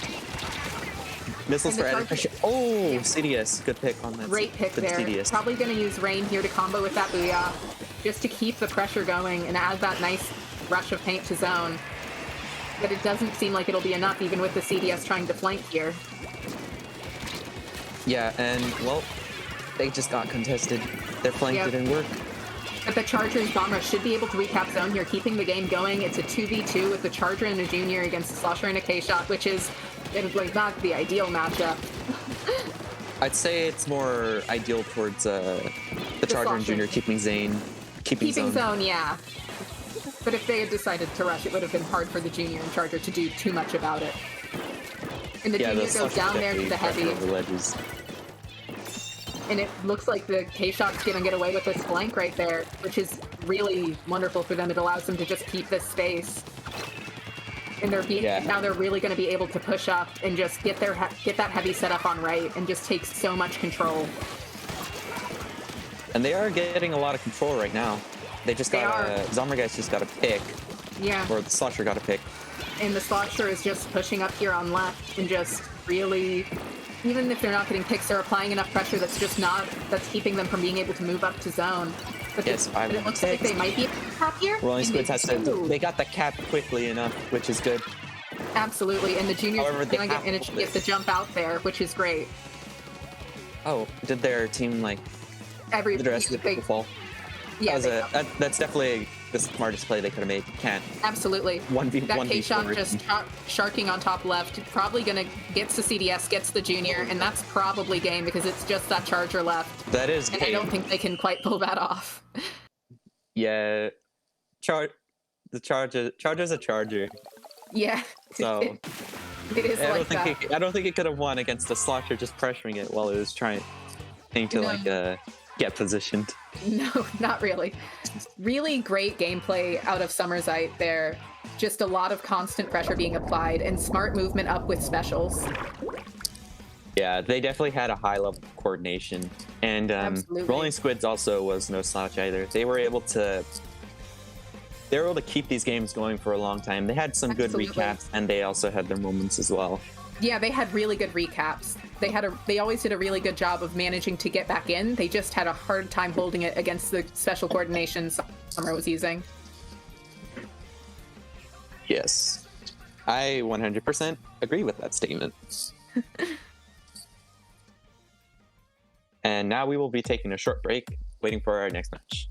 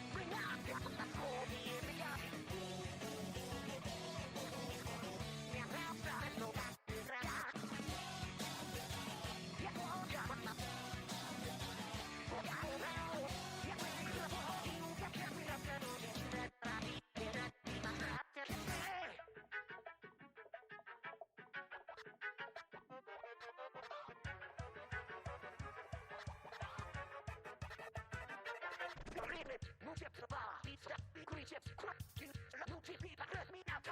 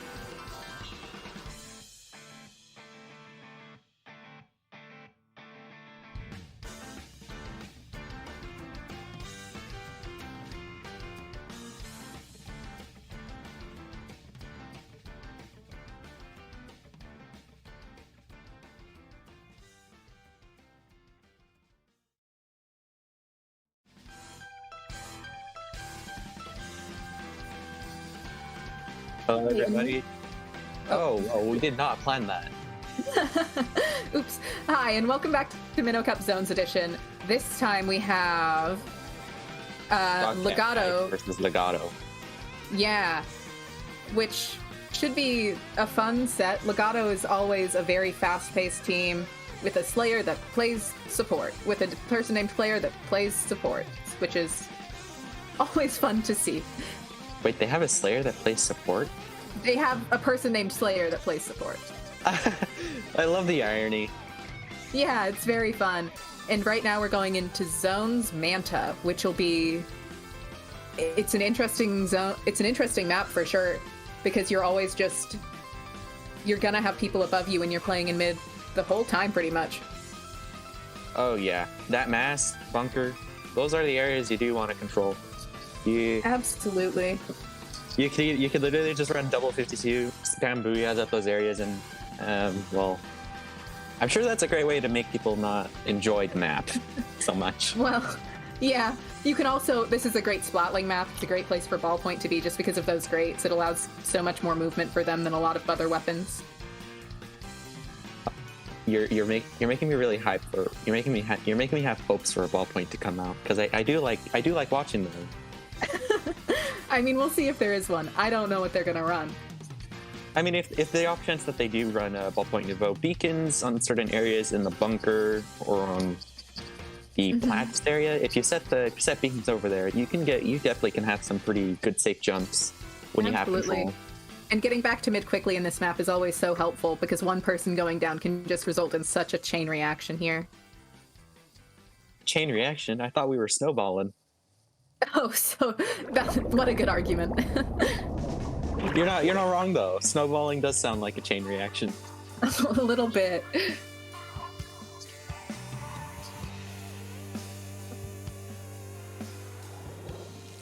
And we are seeing a Keishin come out, which will do a great job just messing with things on those grates and applying a lot of pressure. Three LDEs from the side of Dog Cat Lovers, which that's a lot of LDE. Really going to allow them to keep constant paint pressure once they've hit those thresholds. Of course, it is definitely very reasonable and viable to run LD on maps like this, or on zone, just for the amount. Just in general for zones, yeah. Yeah, you're just able to spam so many bombs at zone. Like you could actually keep control of one zone after you get lead just by just spamming bombs at zone if the enemy's unable to just cap it. And there's a DC from the K-Pro on the side of dog cat lovers. So we're... That is unfortunate. It is unfortunate. So we're following this K-Shot on an adventure. Yeah. They're... Oh. No! Oh no. You deserve... You jump off the map, SMH, Flingza. That was not nice. Looks like they might be trying to get an impromptu Drip pick! drip pick. Happy for them. Oh look, Junior's joining in on it. the Junior's cool. Wait, I feel like we're supposed to be doing something else, not commentating exactly what these guys are doing. I don't know quite else what we would be talking about. Oh no! Rude.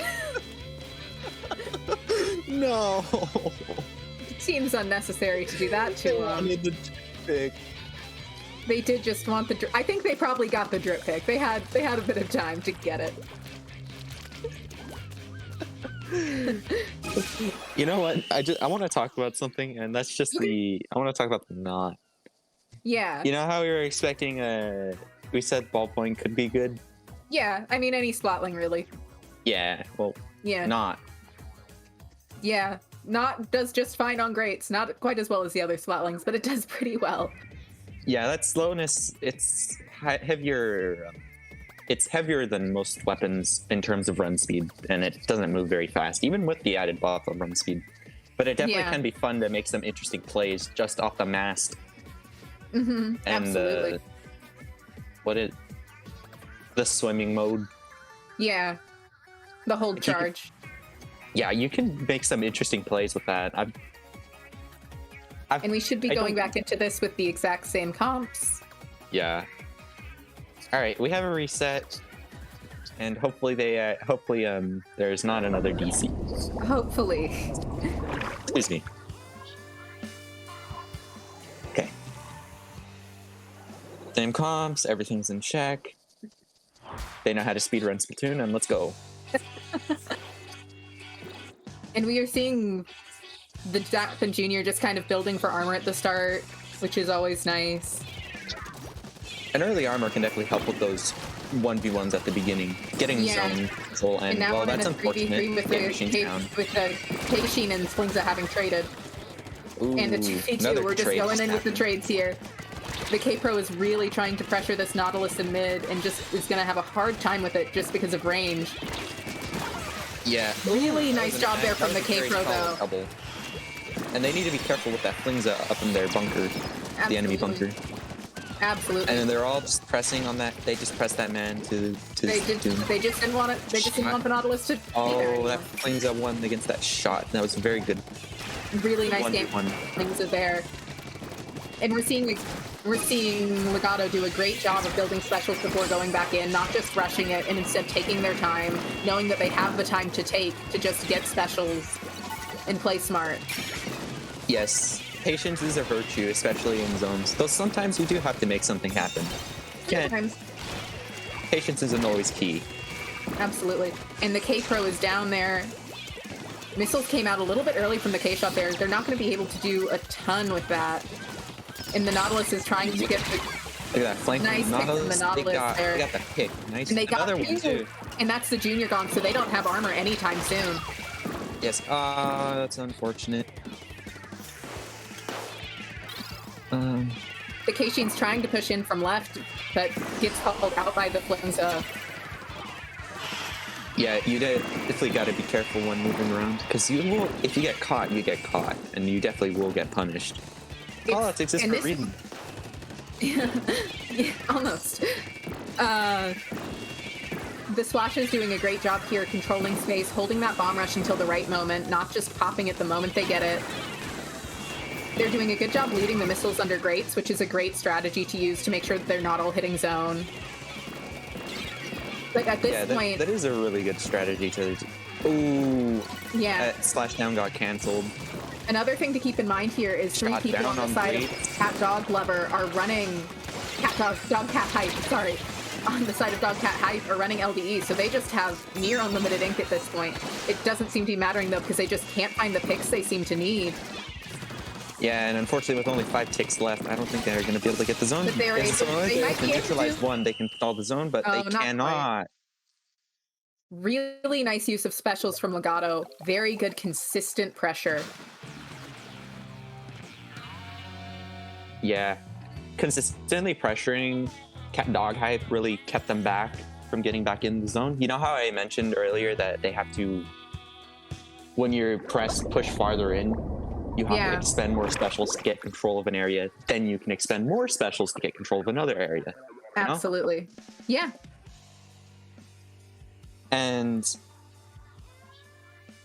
that really can decide a zones match, because if you do that, you're probably going to score more points just because time. Absolutely. And next up, we've got Skipper, which is a very open sight-lined map. It's hard to get flanked on Skipper without knowing it. Yes, I agree, even though I've probably been flanked like too many times than I should have been on this map. I mean, you can still I'm not flank on watching Skipper. myself. It's just You must be not watching correctly. I find the sight lines pretty open on Skipper. Let me rephrase. They are pretty open, so long as you have someone watching them. You know? The hard part about Skipper is getting back into that zone because you have, and guarding to get back into zone because teams are either going to split it up or they're all going to rush top or bottom, and you just have to hope that you've made the right call into who you've put where to just really get that lockout. Yeah, that is definitely an important part of like this map, is definitely getting back in and lockouts, because the lockouts can be interesting. Yeah, it's not the easiest map to lock out on because you've always got to be guarding two different areas. I'd say that probably my favorite form of lockout is having like the anchor stay at the bottom with the support, and then your slayers push up towards the middle area. Absolutely. That's my favorite lockout. And we are seeing two Booyahs come out on the side of Dog Cat Hype. They also decided to bring out missile zap rather than the armor zap, which They did, but they also still have. They still have a junior. Yes. And that orange zap won their fight, which is actually good. Putting your team up in any situation will always be helpful. And they're Absolutely. pushing.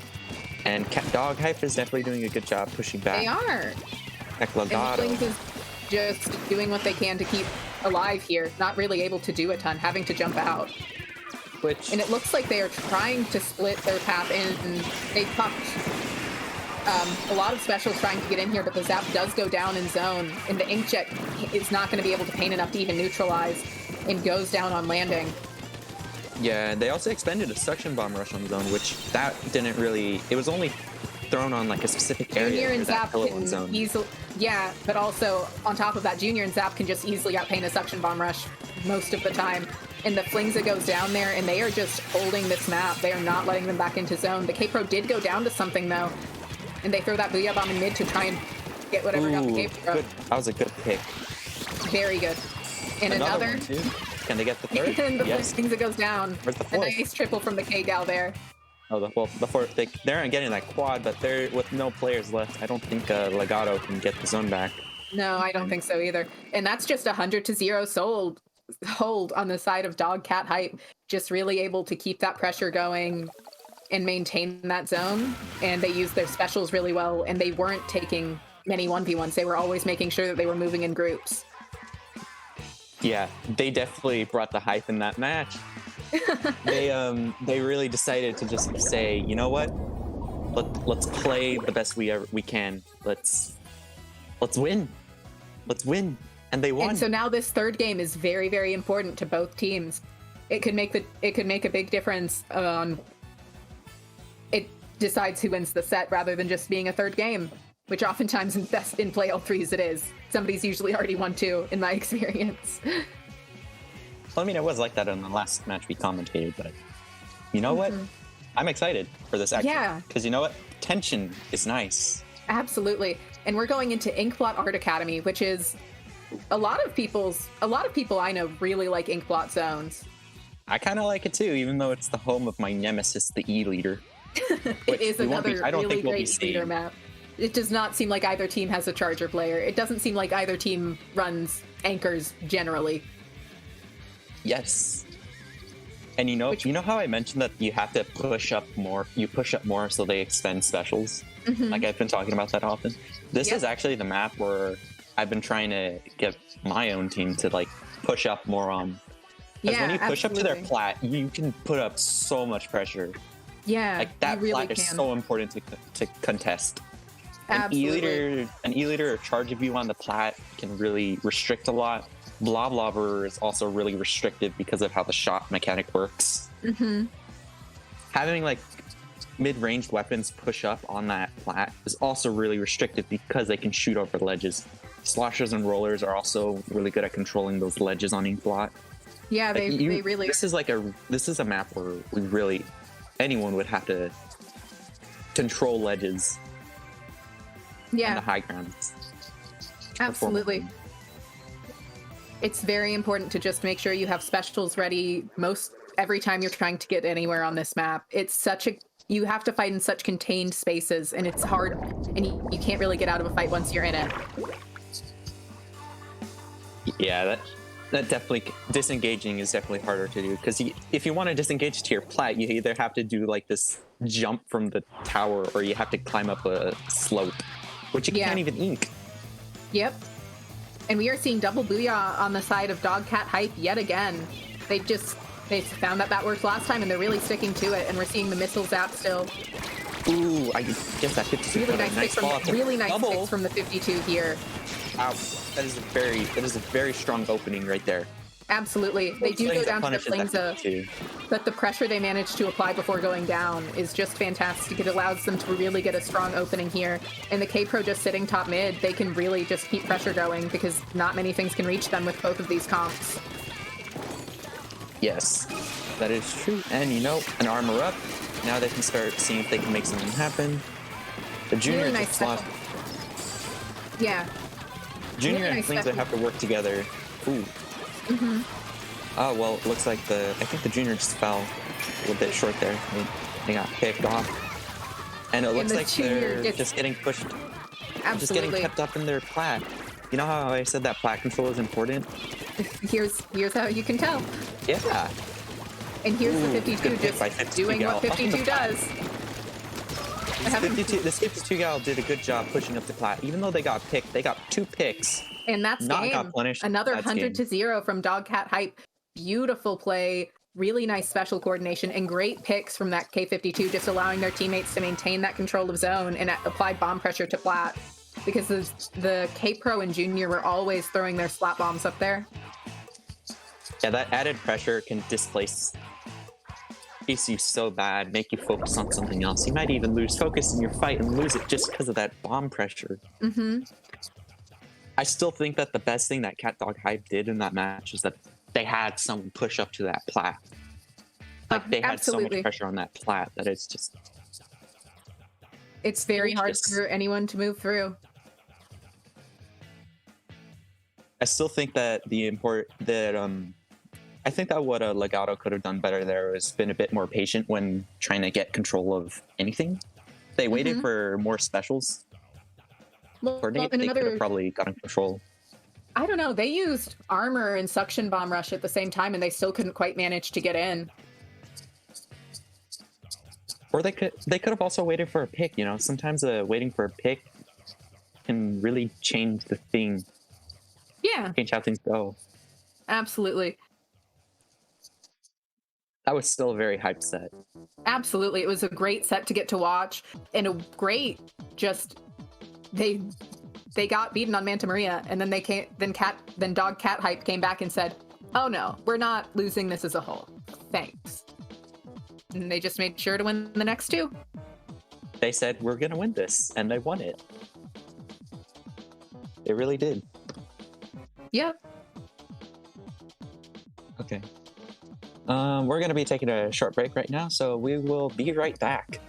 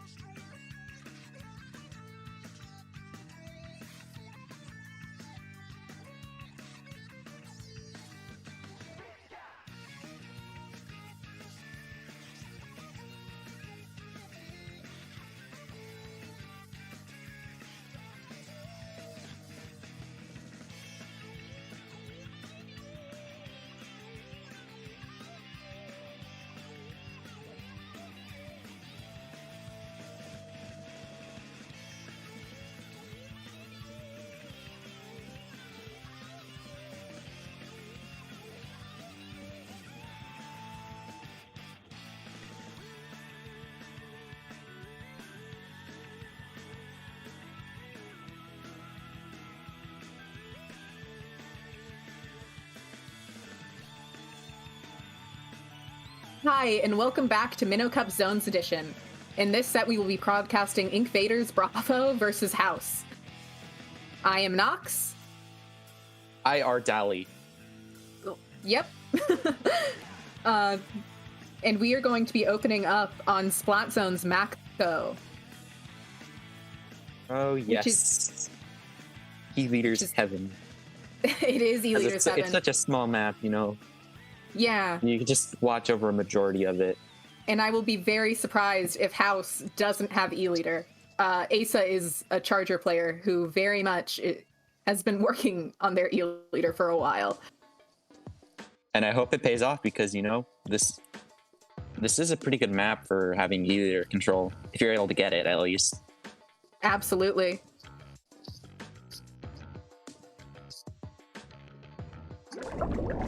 Alright. Please surprise us today. Surprise us. Yeah. Yep, there's the E-Leaders. And we are you know seeing a perma brush on the side. Invaders. Invaders, thank you. Which is a very interesting armor pick. Exciting to see and could be very, very annoying for that Charger. Yeah, Ink Brush is like this. It's like a rat, as I'd like to, as my friends It like is to a call rat. it. And this It is a rat just that can runs armor everywhere. itself. And it's an armor, which Absolutely, I think but the brush is down, which means their armor is gone.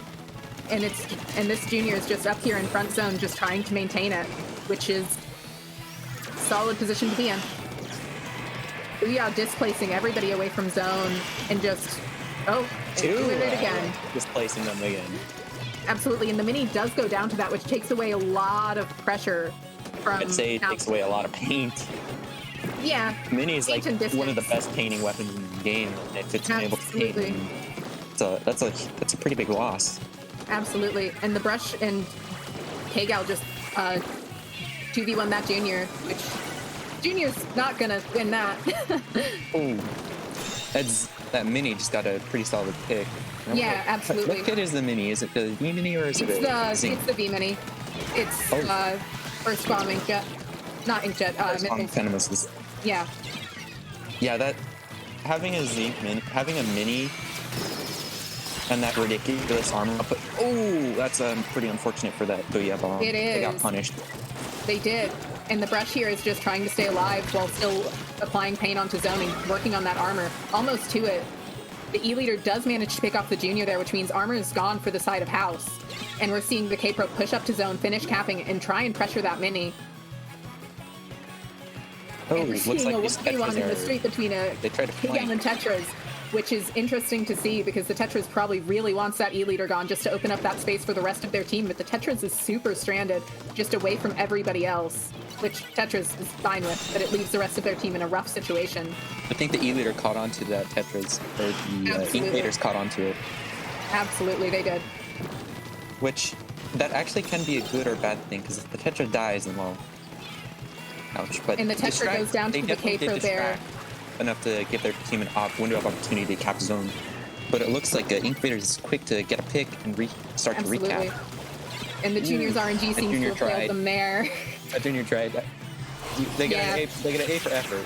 Absolutely. And a double booyah. They probably should have held one of the booyahs for a bit longer, I think. That was a bit premature. Yeah. There's like this funny thing that I like to say where like, just look at them. You'd be surprised at what the presence of a booyah bomb can just do when you're just Yeah. looking at them. And we are seeing the Pro here just keeping constant pressure on the zone, but the brush does go down to an E-Leader shot, which really is forcing the Pro and the E-Leader to have to play a little more cautiously because they know they're nowhere near that armor again right now. And the Yes, K-Pro, it looks the like K-Gal is having Invaders to... definitely has to get out. Yeah, They absolutely. kind of got to get out of that situation, recuperate, regain some specials, and then fight back for control. And the brush goes down to a Charger shot again. Come Really on, nice shoot shot out Charger. of the E-Leader here. Yeah, and E-Leader hitting their shots is definitely important on this map. It looks like there's a pick. On the K-Gal, yeah. And the Tetras is just up on their side, just causing problems, as Tetras are wont to do. There's a good recap of zone, though. Unfortunately, I don't think that Absolutely. they can. And it's follow just up the and junior left. They're gonna have to back off.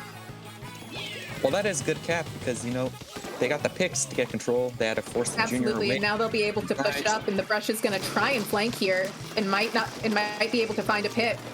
They are sure just running in circles, being a distraction. They just did distractions though. I'm not sure if that might have been the.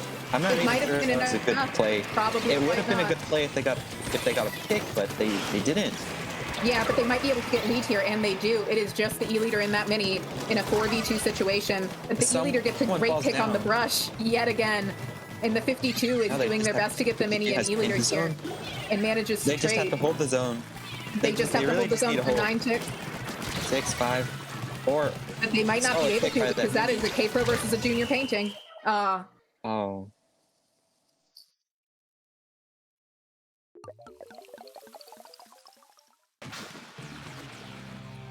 What a great match. Very close games. Not a very close game. A very good game with lots of retakes from both sides. Inkvaders just had a better time keeping the constant pressure, even though the brush did I want to give the E-leader a lot of credit here, did keep getting consistently picked off by the E-leader, which is hard to do. It's a brush. Yeah, I'd say that brush is probably one of the worst enemies of charges because they just move around so much and they can just juke your shots, and you either get frustrated or you just kill them. Absolutely. And so the next map we are seeing is Sturgeon Shipyard, which I would not be surprised to see both E-leaders come back out on that map. It's such a great map for super long range weapons. They can just apply pressure to zone without having to be in a ton of danger themselves. It allows opening picks for their teammates to be able to go in more easily. Yeah, and there's also quite a bit of high areas in this map, so they definitely have to throw bombs, have something that lop shots, you know? Absolutely, and since they definitely have to throw a lot. Yeah, and since neither team was really running missiles, it allows the chargers to be more stationary. Well, House was running missiles on the mini, but even then, just one set of missiles is often not too bad for a charger to deal with. Yes, the constant disposition of any sort of anchor weapon on any of these maps, just from missiles, is very much annoying. Absolutely. I feel like there becomes a point where if you're an anchor and you're playing against teams that are running missiles, booyah bombs, and they just keep throwing it at you, there just comes a point where you just expect it and it just happens and you're just like, yeah, yay, originality. Absolutely. And it's just that constant movement. Supports end up having to do sort of similar stuff sometimes, just because you have your spots you want to be in to paint, because you can paint the zone most optimally and you feel most protected. But if they keep throwing specials at you, you just get completely stuck. Yeah, there's also like throwing sub weapons, because sub weapons are also important to throw at people. You throw bombs at them, you're basically giving them a minor area denial that they don't want to go into. Oh, let's see. And Not an E-leader, but a Zap fire come fin. out from the side of House, a switch over from the junior before, and the exact same comp out of Inkvaders. And it is a comeback Zap, not the most common build. Interesting to see. Yeah, I would have expected LDE, but you know what? They put up for zones also, but comeback is pretty useful on Zap, especially if you think you're going to be playing it more aggressively. We are seeing armors and missiles come out from the side of House just to keep that. Yeah, and the Zap does go down to the K-Pro there, a rough matchup. But the Mini gets the K-Pro and is hopefully going to... And the E-leader picks off the Tetras. And that is a fire fin out of House rather than an E-leader, which puts him at a range disadvantage in terms of doing that. It still has reasonable range. They can still contest E-leader alongside the Splash Ball if they play it correctly. Absolutely. And However, it seems that Inkvaders they're a bit stuck right now. Wait, that is not Inkvaders, I mean House. Yeah. They're a bit stuck right now. They have they're down by 60 points, and they really need a pick here and a pick. They need a pick and specials. The brush is doing such a great job being a distraction right here, allowing the K-Gal to pick off that pick Zap. by that Mini. Absolutely. The brush is just applying paint pressure and just being a general nuisance. They're having such a hard time displacing them, but this bomb rush should be able to cap zone, and it does. Yes, and it did. A 70-point penalty on Inkvaders. Absolutely, but that is a push to 8, which is going to be rough for them to come back from, and a suction bomb picks off. That was a well-placed suction bomb. A very well-placed suction bomb, and very well-timed. Yeah, I'd say that the worst thing that happens with suction bombs is you don't notice them, and you just get killed by it. And you're just like, man, I should have seen that coming. Somebody off the spinner there. I don't quite know who though. And another Booyah is coming out and just applying pressure to zone here, forcing the mini super out of where they wanted to be. And the brush gets two. Saw a lot of paint on zone as well thrown by that brush. Absolutely. A really nice recap there because they really can just recap throughout the rest of the game. They don't need to focus pick super heavily. Great pick on the brush from the Tetris there. That takes out the armor on the side of... That E-liter had good patience because they waited for the Tetra to use their last roll and then they finished them. That is excellent level of patience. Really nice play from the E-liter there. And it looks like Inkvaders just got armor, so they're probably going to try and push in with that in this Booyah that they just built. But missiles are coming out from the side of House. Armor is also coming out along with armor. But the mini does... Booyah bomb is coming out. So, forcing that zap. Oh, getting that zap. Yeah, that ink brush definitely is being a really strong nuisance. If that, I'm not even sure if the zap could have rushed that. Probably not. Probably not. The brush's movement is really nice, and they're able to get on these higher platforms that allow the brush to take really good advantage of the fact that they have that really nice range if they're above people. Not nice range, more range if they're above people. Yeah, that definitely does allow the brush to just jump these people. But they're the mini and zap work together to get rid of that brush. They got picked off zone, and it looks like House is starting to recap. Yeah, they got to pick off that Booyah. We are seeing a Booyah come out, and they are 2 down on the side of Inkvaders, giving House a really good opportunity to set up and try and get a nice hold here. The zap is going in really far, but doesn't get punished for it. They managed to get the brush. Yeah, House is definitely doing a good job pushing up. They have the charger pushed up on the enemy spinner. They're pushed up on their court area, pit. I don't remember. I can't remember every call out. And this E-liter is... and we do, but they might be able to recap here if they're careful. And they managed to recap. I feel really nice use of both Booyahs there along with the Storm. They didn't need to necessarily get physically into zone to recap that way. And it buys them so much time to just try and regroup and recalibrate themselves back into this game. Yes, and with a penalty of 15, or 50, I mean, House has to hold this zone for 50. Ooh, that could have been bad for that Tetris. It could have been. But and we are seeing another Booyah come out. We are seeing Ink Armor come out. Through a heavy penalty, and then they get lead. And it looks, I don't think they will be able to because it seems like Inkvaders is doing a good job holding zone. It is a 2v4. They don't have any. They don't really have players on. Oh, they recapped. Yeah. But they do manage to get rid of that brush, which stalls the armor by a good bit. But once again, Inkvaders has lead. As long as they can keep getting into zone and recapping, they should be okay. But they do have to play smart and not get picked off at dumb times. There are 13 seconds left, and House is going to hold this for all they can. Well, the Tetris just fell off a House, so it seems like Inkvaders might have a chance at recapping zone. And that was a nice shot from the E-liter there, and that is game to Inkvaders. Really nice demonstration of how powerful retake is in zones right there. Just constantly keeping that retake.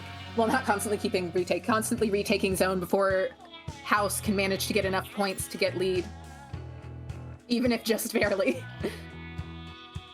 Yeah, the clock's ticking. Sometimes you gotta do something to stall the zone.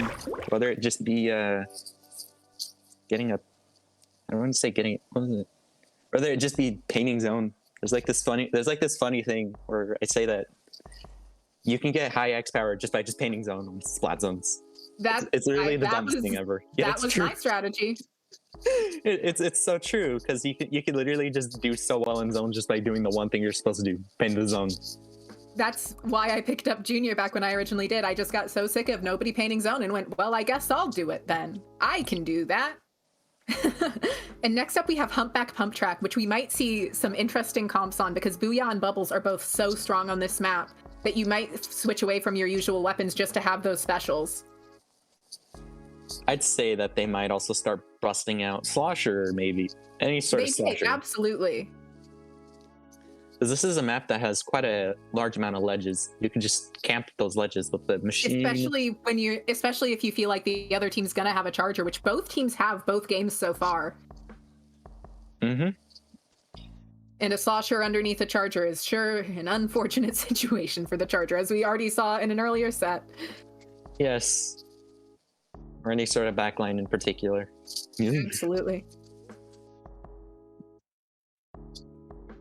But I mean, if you're running K Machine, you also got access to Fizzies, which actually have it does have a longer reach than your main attack. So you can just It does, absolutely. put a constant amount of pressure of paint on zone. And we are seeing a Hydra, we are seeing Asa switched out here, which means House probably won't have a charger anymore. Oh dear, I guess they really want to go all out on this map. They really want the paint here. I believe, we are seeing a heavy remix for Booyah there. A very nice pick for this map. It really allows a lot of mobility compared to the charger they've been running. That is double Splatling though, which is interesting. And it is the exact same comp out of Ink Faders yet again. They're really Well, if it liking ain't broke, don't fix it. That's fair. A fair point. And double Booyah is so good on this map if you just are going to focus retake. Ink Faders does manage to get first cap, although missiles and armor should be coming out for House right now. Along with the Booyah, this should be enough to get a good few picks and probably zone. Critical paint is down. And that is 3 down. That's 3 down. Really beautiful special coordination out of House there. House really And the just mini decided is to pushing up rush on their and street. their specials. They did, absolutely. It was a beautiful use of specials out of House. All right, now what I'd say that they got to do is they just gotta keep them in that area with their specials. Absolutely, although there are 2 interesting. Booyahs on zone, which will cap it. But 2 will it Booyahs, be 2 enough for them to balls is get all you any need to sort of- cap zone. So long as there's someone Absolutely. taking it. And that is 2 down and 1 jump out on the side of House, which will allow Invaders to get back into zone here.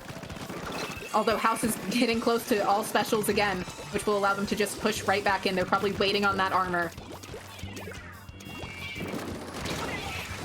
Although that's a great pick from the Charger on Invaders, just taking out that Booyah bomb before they can get it off. And the 52 is somehow still alive here. Hey, 52 has pretty good longevity, and that's a pretty solid sure pick. does. They could A have really died solid to that. pick. I feel like there was a bomb thrown at their wall, and they could have died, but they dodged it. That's it.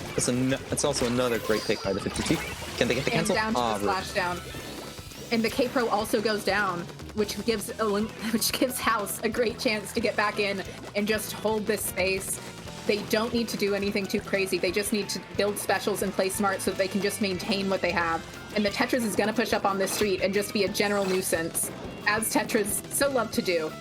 And if they manage really to get this do need pick to on be the that brush, nuisance.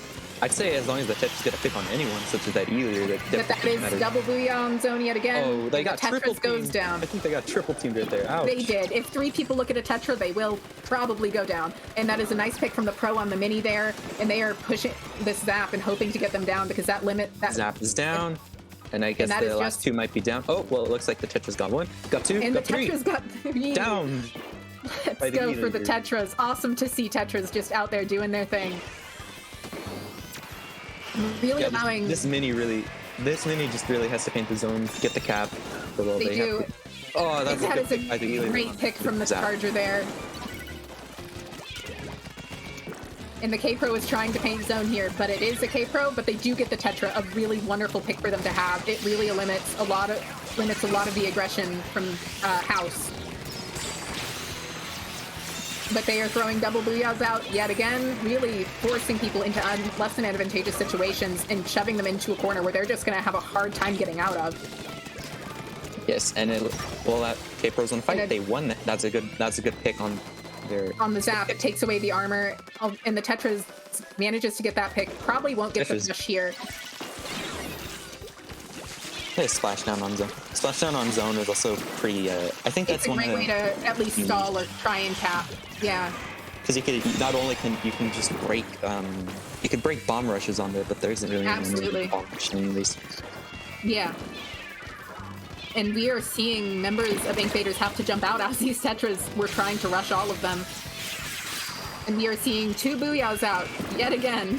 They have this double Booyah to cap down to a science. Oh, not quite this time. But the Tetras does go down to the ink brush there, and the brush might be able to cap here as the Pro pushes the Zap away from zone. And it is just that remix left on far left, just trying to maintain any map presence so that their team has a better chance at coming back in. I believe that that heavy really has to be careful. They The leaders are literally the biggest enemy of heavy ballpoint. Any splat line. absolutely. They It really looks have like House is to able to recap rely here, on their building, specials. and they have specials to continue the hold with. They don't just have to rush it. The Tetra also gets 2 off in that left corner, which is awesome to see. It is just this brush up here, trying to get armor, trying to make sure that they don't get picked off before they do. But the Mini is pushing them. They are so close. They have armor ready, and they're just going to have to try and rush this if they want to keep lead here. But can they? Because they can just They are losing lead here. They lost the lead. The ink brush falls down. And that is 2 down on the side of Invaders versus 3 up on the side of House. Really, I think House can just win Yeah, this here. They just House need can to hold the just hold the zone. They zone. don't need to rush. I don't think And the that is invaders game. They can't. They couldn't put it. They didn't have enough time. They couldn't get their 2 booyahs up in time. That was the only way they were ever really trying to get into zone. And it shows the downside of relying a little too heavily on specials. On the other hand, that opening from House, where they popped missiles, armor, and a booyah bomb, was just so wonderfully done, and it allowed them to get in and apply so much pressure. Yeah, early specials. You really can make something. You really can make something happen off just early armor because you want to live long. You can live longer off early armor. You have missiles. You can displace early positions since not a lot of paint is put off on the map. And Booyah on. can punish that displacement. Using all 3 of those specials at the same time was really, really nice to see. But I think the most important thing that they did was follow up because if you're not following up with your specials, then you're really not doing much of anything with it. You know? Yeah, absolutely. And they did manage to follow up. They managed to get a triple out of that. What a beautiful play out of House there at the start. Beautiful form of coordination. Well, Absolutely.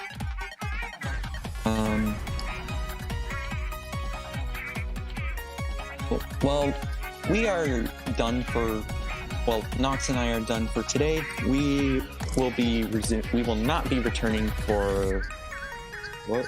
For top 8, correct? But make sure to tune back in for Top Cut very shortly. And it's been wonderful commentating for all of you. Yes, it has definitely been a pleasure. And have fun. Enjoy. And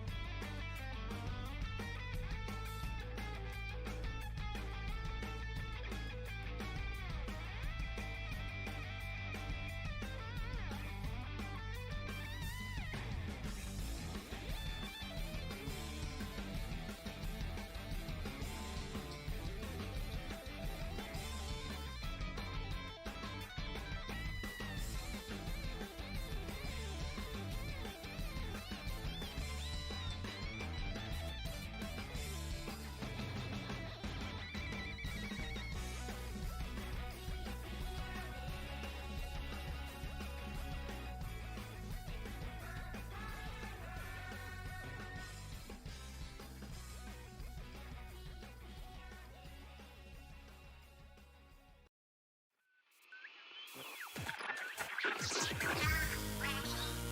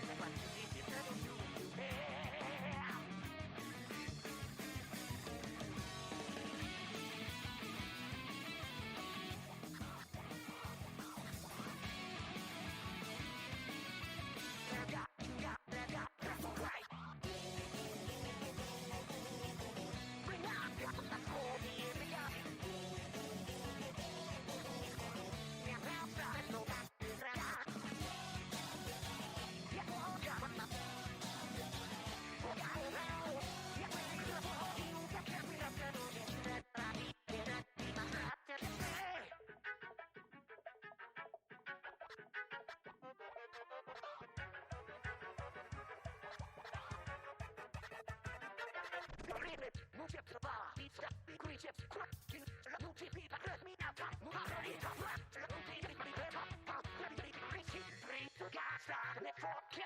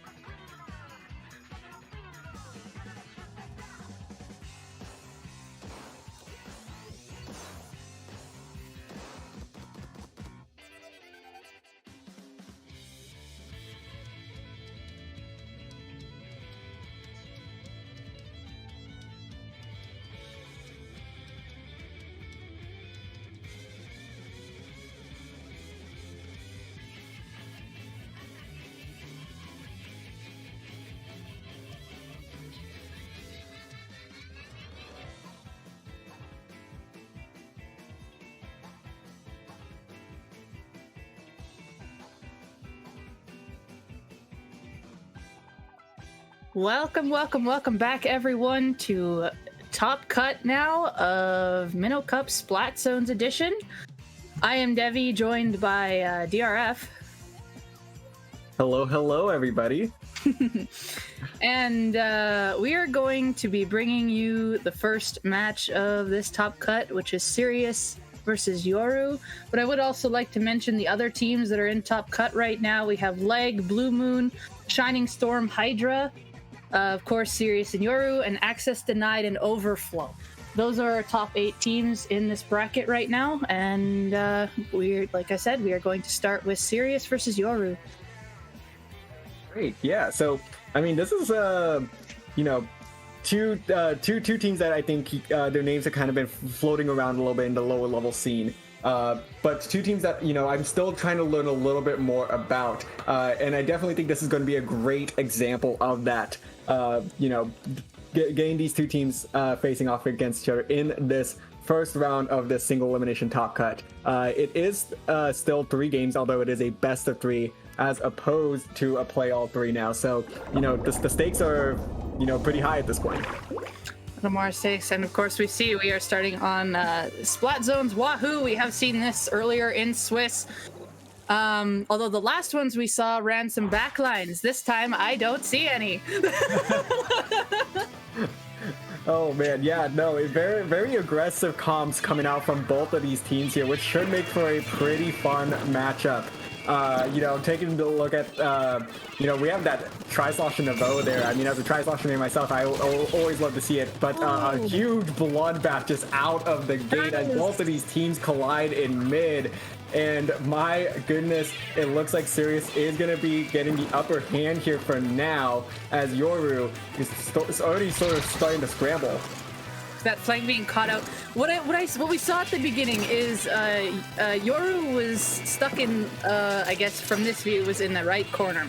They were grouped up while Sirius just moved in like a tidal wave, and I'm just like, okay, right now Sirius has the advantage, and that's what happened. They took that advantage, got the initial picks, and now look they're already down to 33 and holding strong. Yeah, I mean, and it just doesn't seem like it's going to stop anytime soon with another pick there. It is going to be a 2v2 situation. Yoru going to have one last opportunity to make something happen. Not sure what's going to happen. Oh, yes, a beautiful pick there, and that's a huge pick for the Tri-Slosh. My gosh, that try put in so much work, but it was all for nothing.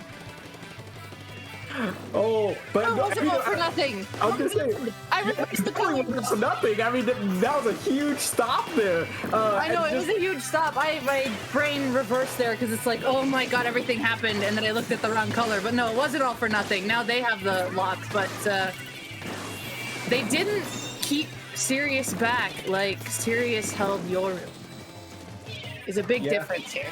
Yes, I mean, Yoru, after capping that zone there, decided to continue playing a little bit conservative as they have been, which, might have been to their detriment here, as we do see Sirius back in control and with the numbers advantage. That is going to be a delayed wipe on the side of Yoru. So Sirius going to start being able to chip away at this penalty, and really, if they are able to get out of this penalty, it's going to be more or less a sure knockout.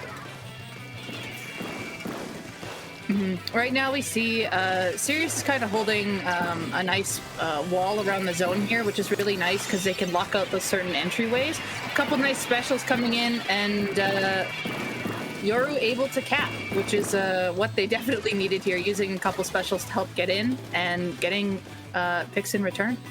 Oh, and Yoru was trying to play a little bit aggressive there, following the cap, but those jumps not very well timed, not very well placed. It is going to cost them. Sirius is going to be back in control, and it's really starting to seem like this is just a game of Yoru hanging on for as long as physically possible. They really haven't been in control quite yet, even though they do have their score all the way down to 54 points remaining.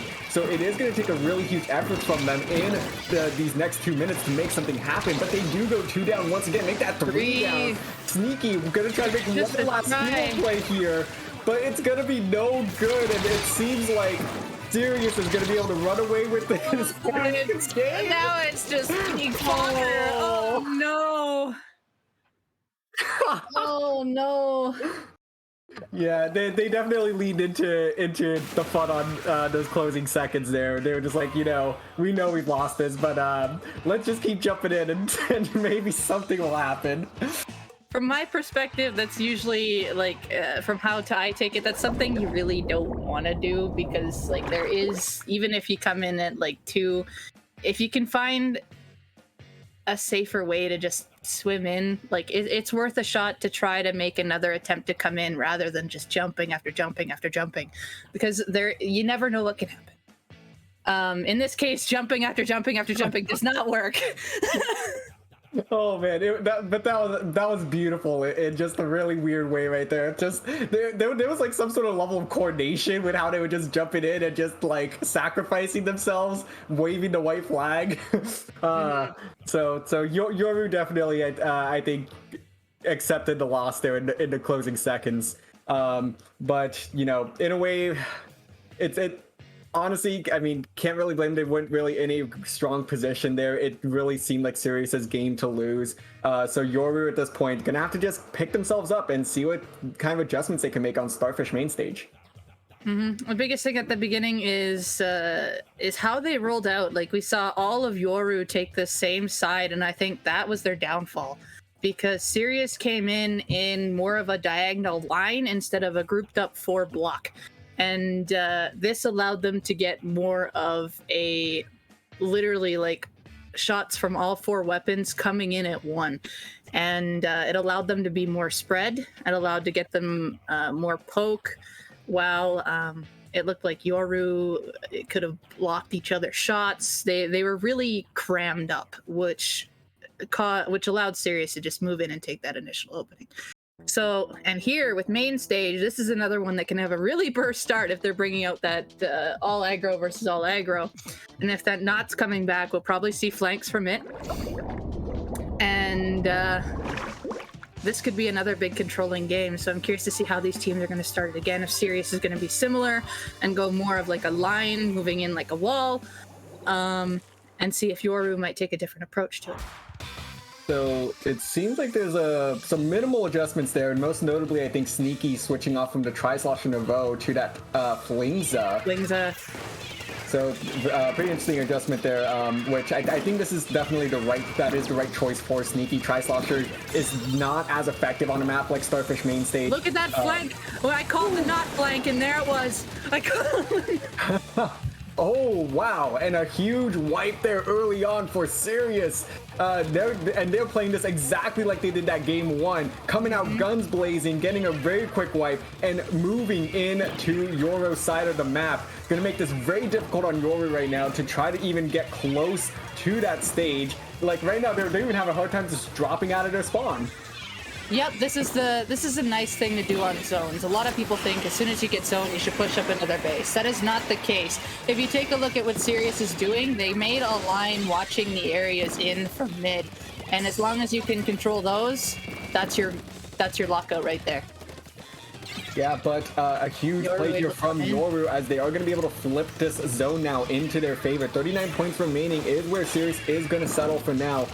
So definitely, not as dominant of a first push as game 1. So it definitely seems like Yoru's made the right adjustments here, as Sneaky continues to just be an MVP for their team, getting a couple nice picks in the base of Sirius before going down themselves. And now with the Flingza going down and Sirius having specials on their side, it seems like they might be able to flip this zone.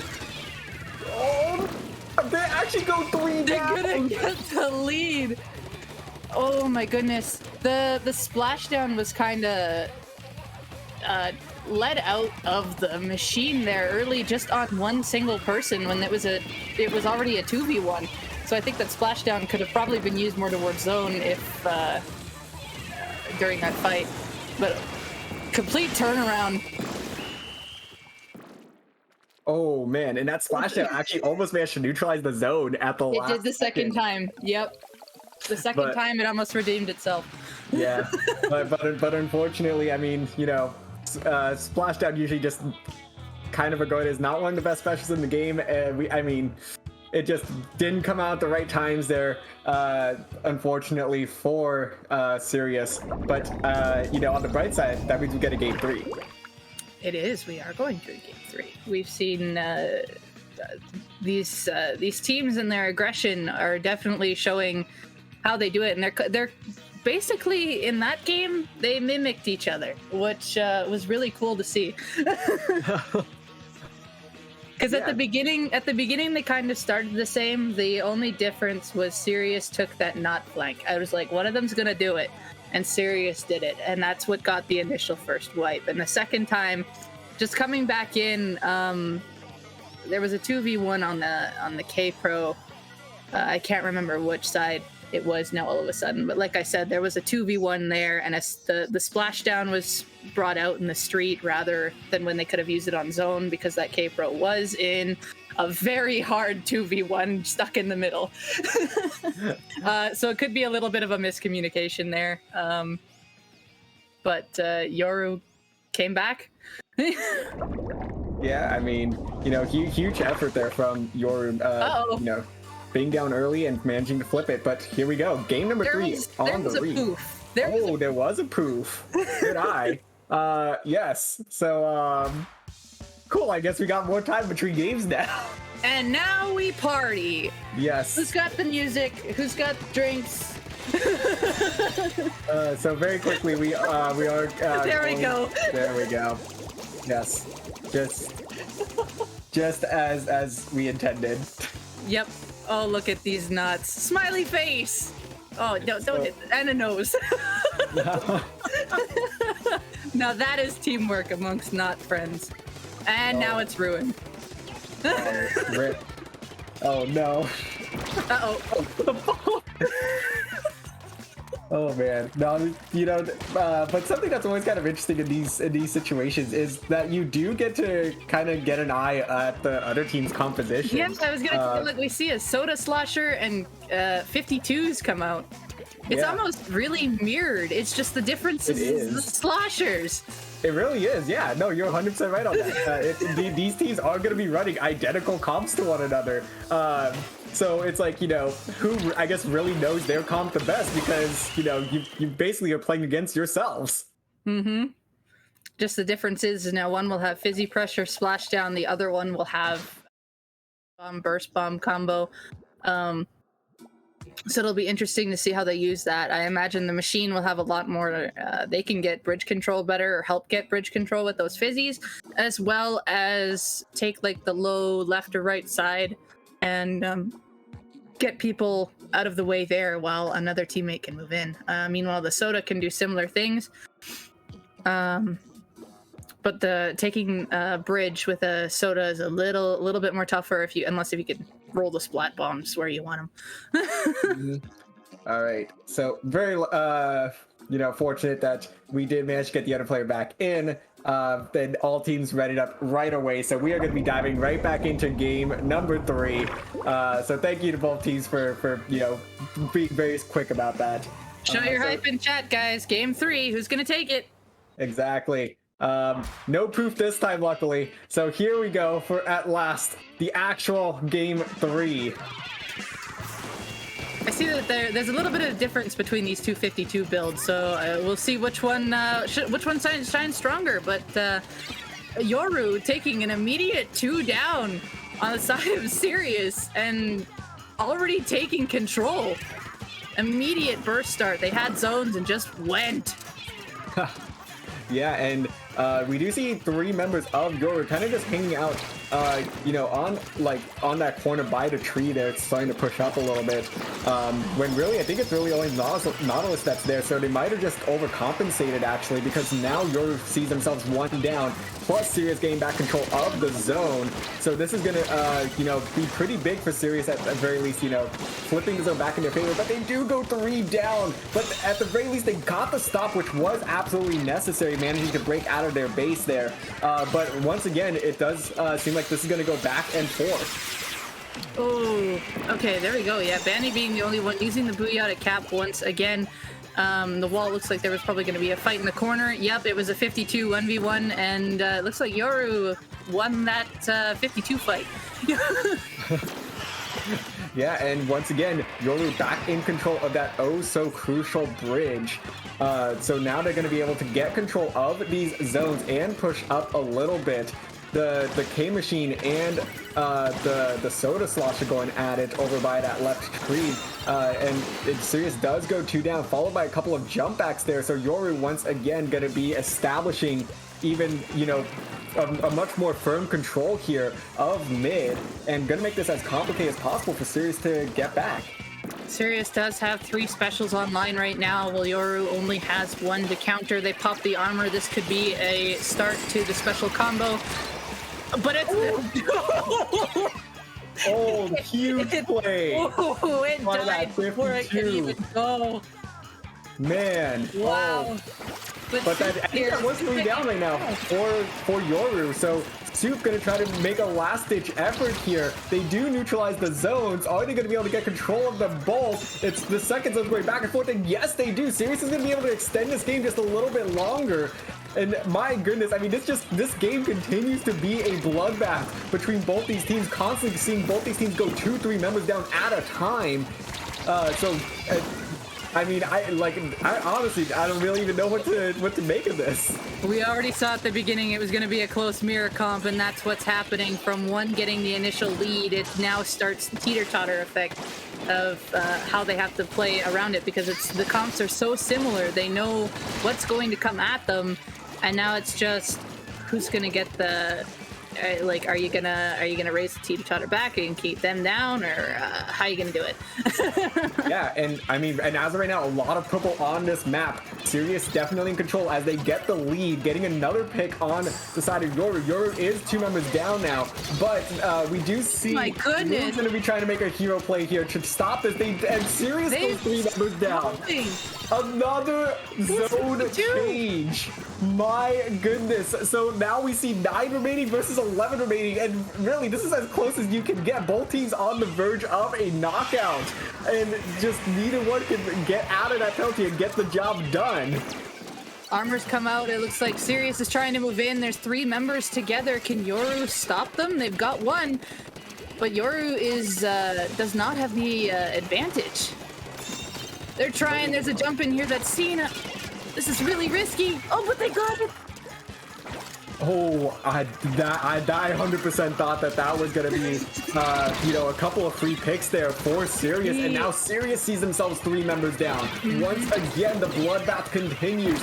Bandy going to be trying to use the splash wall to get a couple of nice picks, but unfortunately, the suction bomb against that splash wall just oh so effective to just counter that positioning. So now it's Yoru back in control once again. 20 points remaining on their penalty. If they can get through that, they are almost guaranteed that lead. With 30 seconds to play, this really is going to go either way. That's The Booyah Bomb nice now. back.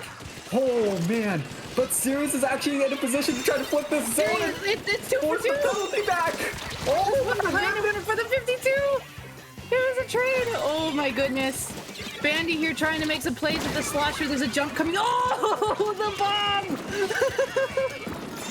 Oh, this is as close as you can get, folks. We are heading into overtime.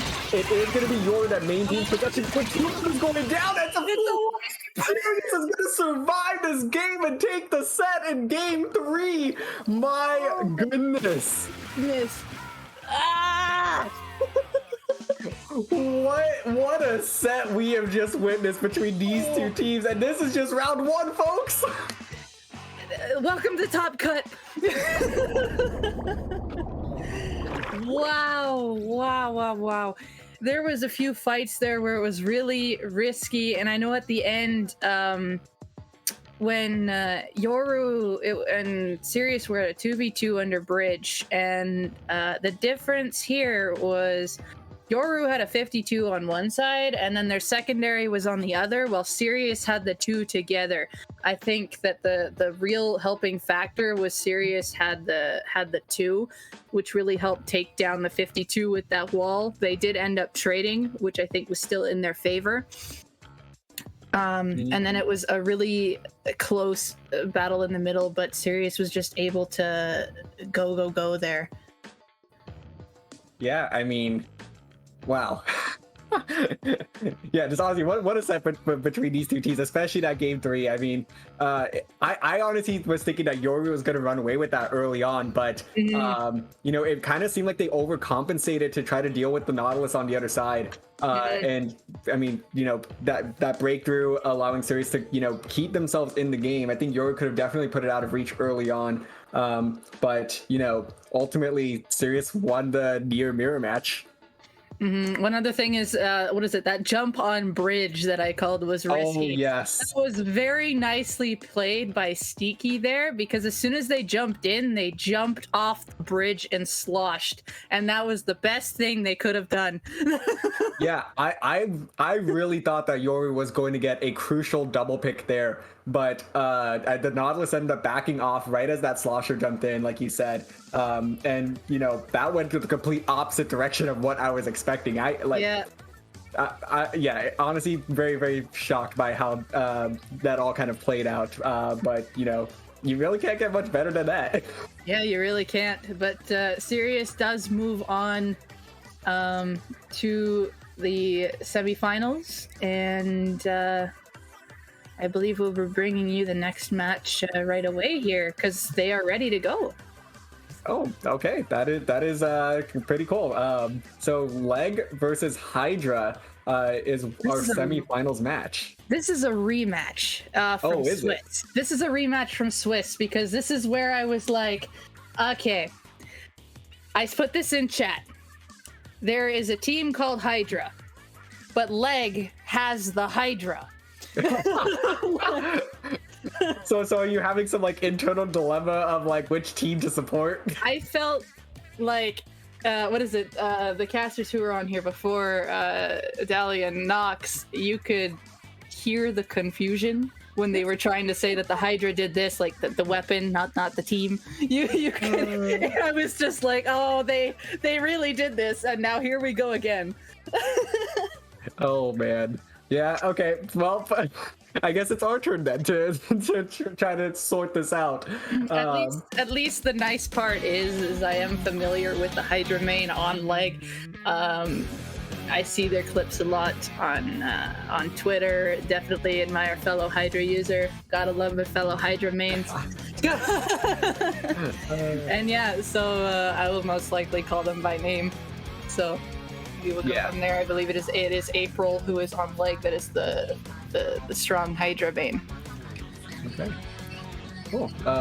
So you know, I at least for me, I'm not super familiar with these teams, but you know, and you just mentioned that you are familiar with at least the Hydra main on the side of Leg. Do you happen to know much else about these teams?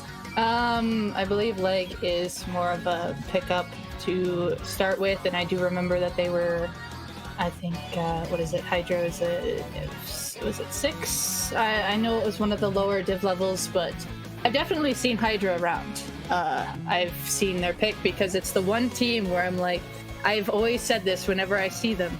Their name is Hydra, and I know it's off of the creature, but where's your Hydra? As a Hydra main, I am hurt. There really was a missed opportunity here. They could be running Quad Hydra. Really live up to the name. Quad Hydra is a fun thing to do, I will admit that.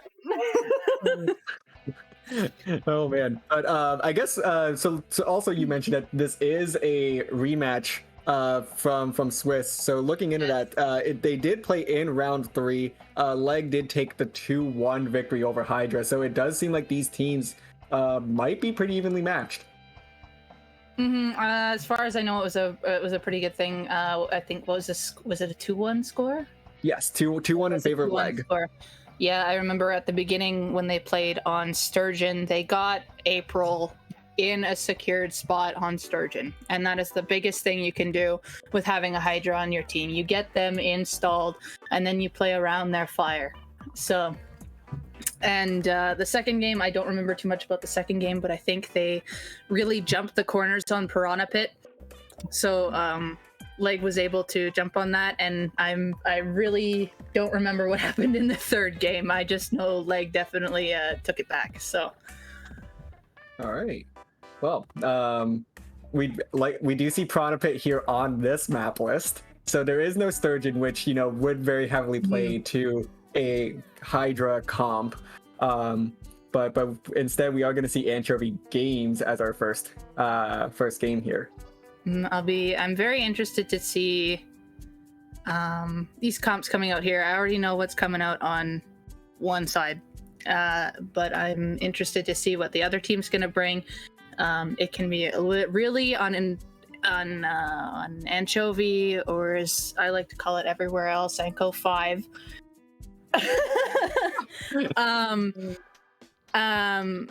You can see a little bit of like anything on here. I've seen comps you don't normally see. We've seen your standard meta.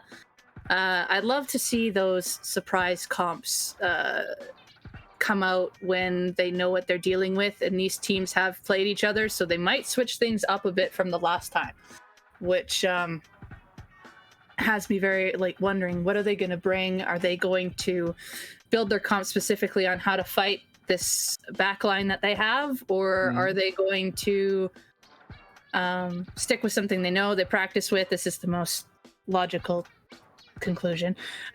Stick with the most common thing and just go with that and develop like a point-based how they want to move in. Like, hey, let's focus on this one that's coming here, and then we can move in from there and secure lockout. So just kind of your basic strategy. All right. Well, it seems like these teams are just about ready, so we will have some answers to those questions right here as we dive into Splat Zone's Anchovy Games. Yo! So we do have some Hydra on Hydra action. Debbie, how excited does this make you? You already heard my reaction. I am like, pom-poms are going through my mind consistently right now. We've got a Hydra battle, and on top of that, we see two juniors. One's got a double bomb run, so that's going to be really helpful in the middle, but they've got to fight a K junior, which has the bubble control and probably insta-pop. I believe that was an insta-pop bubble unless the teammates were there, and Leg getting the initial cap there afterwards. So they do have lead for now. It wasn't far gone. Now they're trying to push out Hydra's Hydra and looking to secure lock, but these missiles are really doing a number. Booyah Bomb ended up getting caught on Fan there, which I think wasn't what they intended to do. No, I don't think so either, but and these teams are definitely going back and forth early on, but Leg finally seems like they are starting to get a grip on this zone here. So they are going to continue to play a little bit conservative, just maintaining mid. Netby going to be the one making a move into their base, but going to be face-to-face with a Hydra. So they're going to be forced to drop back down towards mid. And now with 20 points remaining, Hydra needs to really make something happen, and neutral zone going to be coming out here. And the Booyah Bomb not going to be able to finish the job. Doesn't do anything. Look at these bubbles just in the way. They opted to not pop the bubbles right away, which is really nice, so they could just tank a few shots. But they do end up picking the junior, and it looks like Hydra's going to get the cap back and stop them at 2. Yeah, but hey, phenomenal push by Leg though. They nearly had that one, sealed right there. But unfortunately for them, now they're gonna have to, try to get back into this and sort of prevent just the reverse here, because Hydra really coming from almost 100. I think they're at about 90 when they started this push, and now we actually see the complete opposite now as Hydra's going to be playing very aggressive. The K52 though, unfortunately, going to be met with 3 players on the side of Leg. That was really cool to see from that perspective. You just saw it initially looked like a 1v1, then all of a sudden by 2 other players. Yeah, and phenomenal teamwork there by Leg to, get that pick and flip this back in their favor, forcing Hydra to take a step back, allowing them to cap that zone once again. So Leg showing that this is their game to lose still after that first push, maintaining control. And, both these teams trying to work around corners at this point, trying to get a couple of picks, a little bit of chip damage, but finally it is going to be Hydra that does get back control. This was a nice thing that they did. They did a 3-1 strategy to get back in. They had 3 on their kind of snipe arcade, and 1 took the flank left. They got a pick with the missile, and the 1 on the left moved in, followed by the 3 others. It was really nice to see them all move in. Now they have control, and it's flipped. Now Leg has to find this way back in. Yep. So, and they're out of the penalty now too. So this is going to be pretty interesting to see what kind of happens here, as Leg does need to make something happen, and with 2 crucial picks there, they got the bubbles. There it is. There's that zone flip. The Hydra going to be very vulnerable there. Does go down, and the bowler. So Leg once again establishing position in mid, going to be trying to work on this penalty while keeping Hydra as far away from them as possible. I thought that Junior was going down to this platform. I thought so too for a second there, but close call. They managed to hold on there, and Hydra now going to be back in control yet again. And in the last minute of this, I mean, this actually might go either way, as both these teams continue to exchange control of the zone. Oh boy. Oh, nice movement from April there. I was a little worried that they were going to get stuck in the middle of missiles, and the bomb might have actually been their demise if the armor had broken and launched them into it. Because that has happened before. Oh wow, just escapes death there from the bubbles. Nice movement there from the 52. Absolutely, and now we're going to be seeing the Booyah Bomb come out in the closing 10 seconds of this game. Hydra looking to maintain control, but it is Leg that's going to get control back in their favor in the final 5 seconds, and that's a triple right there. Oh, that is going to seal the deal for Leg as they survive game number 1. That was amazing action for this map, and at the very end I didn't really make a comment on it, but we looked at the time and there was still a decent amount of time before the end there, before overtime, and the Booyah Bomb came out, and I was looking here like there are specials that are about to come out after this Booyah Bomb. I wonder if it needed to be a little more patient on it, or if there was actually no way that could have helped. But the Booyah Bomb immediately struck me as kind of like odd to have to be one of the only specials to use to contest what Leg is about to throw at them to prevent Hydra from getting overtime. Yeah, no, I agree with you on that. It did seem a little bit oddly timed, oddly placed. So perhaps just being a little bit more patient on that could have paid dividends, but it really just didn't. And hopefully that's something that they can go back and kind of review in the long run, because that's something that it definitely takes a lot of work to kind of perfect the craft of a Booyah Bomb, to know when to place it and where and when to place it. There we go. It's such a very important special these days. It's been one of the harder ones to be able to master, and for those who have mastered it, I've seen them very well placed Booyah Bombs and timings. It's just like you definitely know that they've taken so much time to get used to this. But now we're getting onto Manta. We kind of know that these teams are running anchor comps, so this is going to be a fight of the masts. Yes, both Hydras sticking around. This is amazing. So it doesn't seem like there was a lot of major adjustments here. Here's the thing I noticed. Hydra is running Respawn Punisher. This is big. And why is that? Because if this Hydra gets control on mast, they are going to dominate the wings and their bunker, which means they are most likely gonna... The goal is to try to give this Hydra more picks. So the front lines want to poke, displace, so that Hydra can punish them, which will allow them to move up. But in this case, Leg just got a double kill and are looking to pick this Hydra off, which now they are punished. And Michiru there getting a nice double. And, you know, this is now completely flipped back into Leg's favor. You know, but one of the interesting things with Manta Maria is just, you know, how close quarters a lot of the map is, and then it just kind of opens up a little bit in mid. So, you know, it makes it pretty interesting. There's so many different avenues trying to get back to the zones, and now Leg is going to maintain control here with another double pick. So they are going to be getting the lead, and that is a delayed wipe as well. So Leg managing to hold on, and now Hydra going to have to do a little bit of scrambling to get back into this zone, and you know try to at least neutralize it before it gets out of hand. Leg's got a lot of control here, and a big thing that they did really well last time is that that slosher was right underneath. Is it Koreshi? Is that how's that pronounced?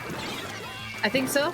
I would think so, yes. Right? It was up there, and they saw a slosh, but then decided to drop anyways, which led them to get splatted by that slosher, and Leg was just able to still take full control from there. Oh, and look, and they're still going. That's a second wipe. And that's game. And that's game. Yep, Leg is going to run away with that, not before one more pick. Oh, wow. Leg ended up dominating here in game 2. A little bit of back and forth early on in that opening 30 seconds to 1 minute. But finally, Leg figured out the formula here. And you know, just managed to completely lock him out. Michiru with 13K. Wow. Was really in their faces there. I didn't really see too much of the shot there, but with that you definitely know that they were putting in picks, and it's just like we saw at the end there, they got that fall off on that elbow. But I think what Leg was really able to do was read where Hydra was going, because I noticed that they were trying to do the same thing more than once, which caused them to get wiped twice. And usually when you can pick up on those patterns, it's a game over if you don't change them. Yeah. And every weapon should kind of like flip-flop, because that way if you throw this curveball, then the weapons that counter aren't going to be waiting for you below ledge. Yeah. And you can take that advantage. Yeah, and especially with like Manta Maria, there's just so many ways to get to the zone. And there's 2 zones too. So like there you can try to, you know, collapse in on either zone. So you should be able to continue to vary up your approach as you you know, try to get to the zones and neutralize them. But if, like you said, it just didn't seem like that Hydra was, you know, taking advantage of the map layout to vary that approach at all. And Leg managed to punish that. So. Yeah, very nice control by Leg there. And now we see that they are going to go up against Sirius. So now we're going to have Anchor versus Anchorless. Ooh. So I will be very interested to see how Leg is going to play around this. I'm sure they know, because if we see Sirius coming out with this all aggro they can, of course there's going to be a few things that of course April needs to be aware of. The potential Inkjet Nautilus. I think they were the ones that had the K-Sheen, right? I want to say yes, but I guess we will see, even if the K machine does stick around or not. Even if it does, that'll be another. Yeah, if they do, that'll be another big one. But a very well-rounded Hydra like April will definitely know how to fight against those. So it all depends on if they are going to get in there right away to deal with this burst that Sirius is going to bring to them, or if they're going to kind of wait it out and let Sirius come to them and then go head to head as they come to them, and be more patient with it. Well, it seems like players are still trying to file into the lobby. I mean, you know, Leg being previously on stream, able to just stick around, but still trying to get a hold of Sirius, it seems like. Well, they've got one in here already, so we're getting all there. So this is grand finals. I feel like this has gone by way too fast, but that's also a good thing. But grand finals, Leg versus Sirius, and hey chat, where are your bets? Who's gonna win? Who's gonna take home the Minnow Cup today? Is it gonna be Leg or is it gonna be Sirius? Yeah, and both teams have played, very well from what we have seen here on stream. So it is going to be pretty interesting to see these two finally clash, because it probably will go, well, it really can go either way. So, and the maps we have, so we have to remember that this is now a best of 5 for grand finals. Our maps are going to be Skipper Pavilion, Mako Mart, Humpback, Muscle Forge, and Sturgeon. So definitely the second and third maps look definitely more in Sirius's favor. Yep. Just going off, but we don't know that because anything can change if certain flanks are caught out, if they catch up, or catch someone moving up too far. That is something that an anchor comp can do, is catch the ones that are pushing up too far on their own. So this will be very interesting to see. We see Leg already, 3 of them were just ready to go, and Sirius is thinking a little bit here. And we'll be going into Skipper Pavilion first. And actually, something that I think is worth noting, looking at the Swiss stage, these teams actually have played each other already. And Sirius won in round 5 of Swiss, 2-1. Well, we know this is going to be another good one if seeing that Leg took a game off him as well. So it's just like the last rematch we had, right? It was a 2-1 set, and this rematch here was also a 2-1 set. So this could be anyone's game. This could be anyone's victory. Yeah. But I mean, and that last one was 2-1, but Leg ended up dominating that one. Yep, Leg really showed their power there. Yeah, so they definitely, whether it was Leg managing to make adjustments to Hydra's comp, or Hydra just not making the right adjustments, you can kind of debate that either way. So it's going to be interesting to see what type of adjustments these two teams are going to be making against each other, because Leg definitely looking for some vengeance. Like we said, all aggro. I'm curious to see how they're going to start here, if they're all going to go the same way, if they're going to split up. This will be interesting to see. And it looks like we're going 3 top, 1 bottom on the side of Leg.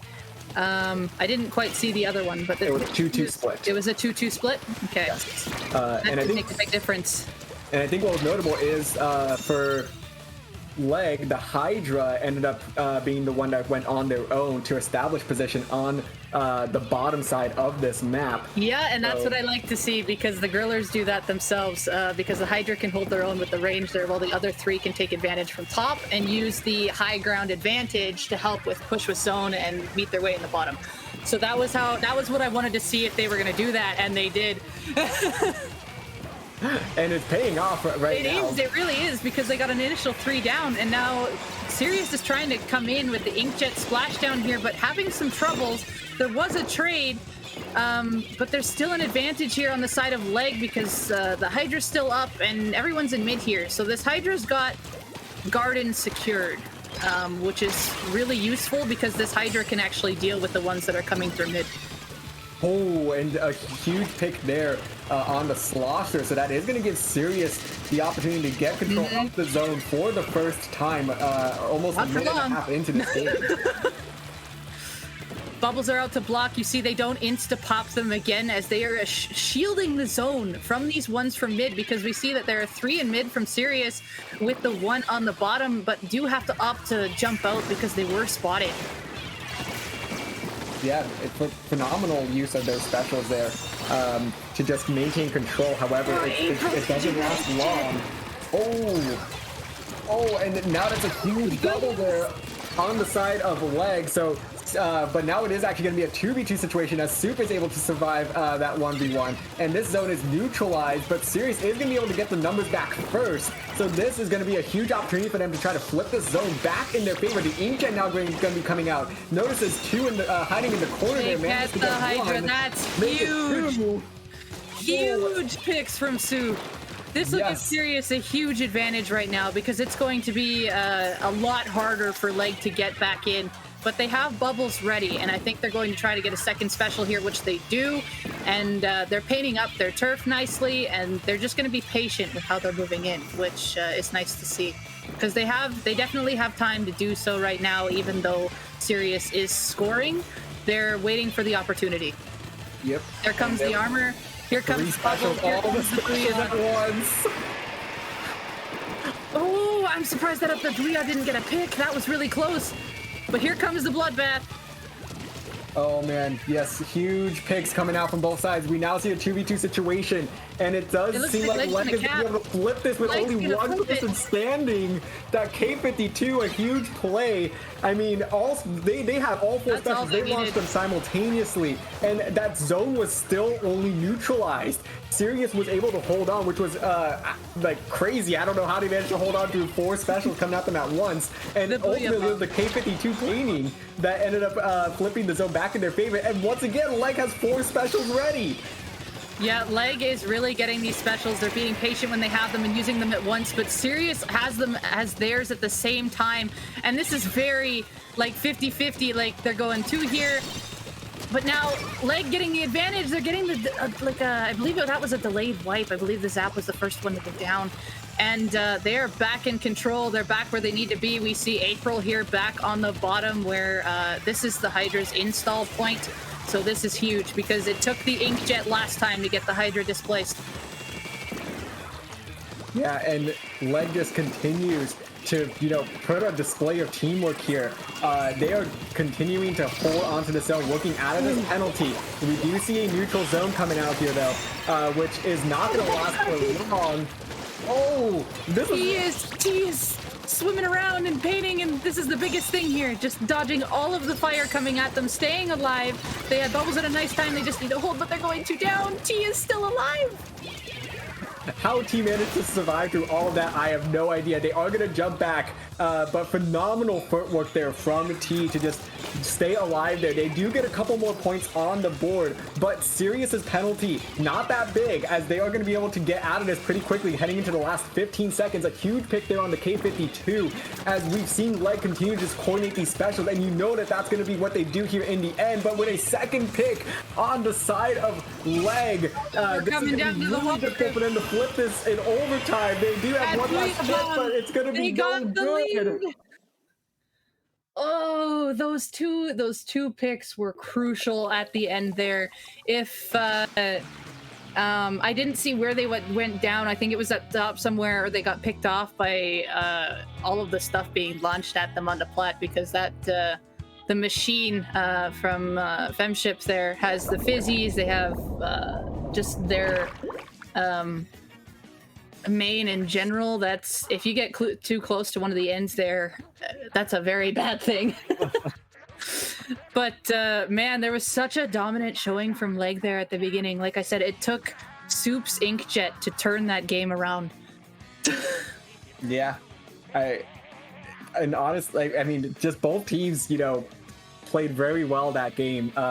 It's just that Sirius, once again, just playing well in the end game there. But I mean, just kudos to Leg for just how they were able to coordinate those specials throughout that entire game. Just always, twice we saw them have all four specials online, and whoever the shot caller is, just great coordination. Oh yeah, absolutely. The other thing is that Sirius also, when they came in, both times, the Booyah bombs on both sides were at the ready and launched at the same time, so they countered each other and made it nothing. And that was like, the timing of those Booyah bombs were thrown and triggered was, wow. Oh man. Well, game 2, Mako Mart. I think we're getting ready to dive right into this one. Do you anticipate any adjustments? Not really. No.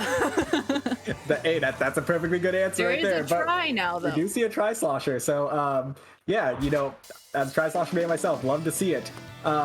So tri-slosher is very, very effective on this map, though, and right away I am noticing that they are going to try to take Immediate this pick. right stack, which is Oh my goodness, 52 just got an early 2 picks there on the side, and that was huge. that is huge. And with the tri-slosher already trying to take advantage of that right stack, really good position for them, but unfortunately they do get taken down.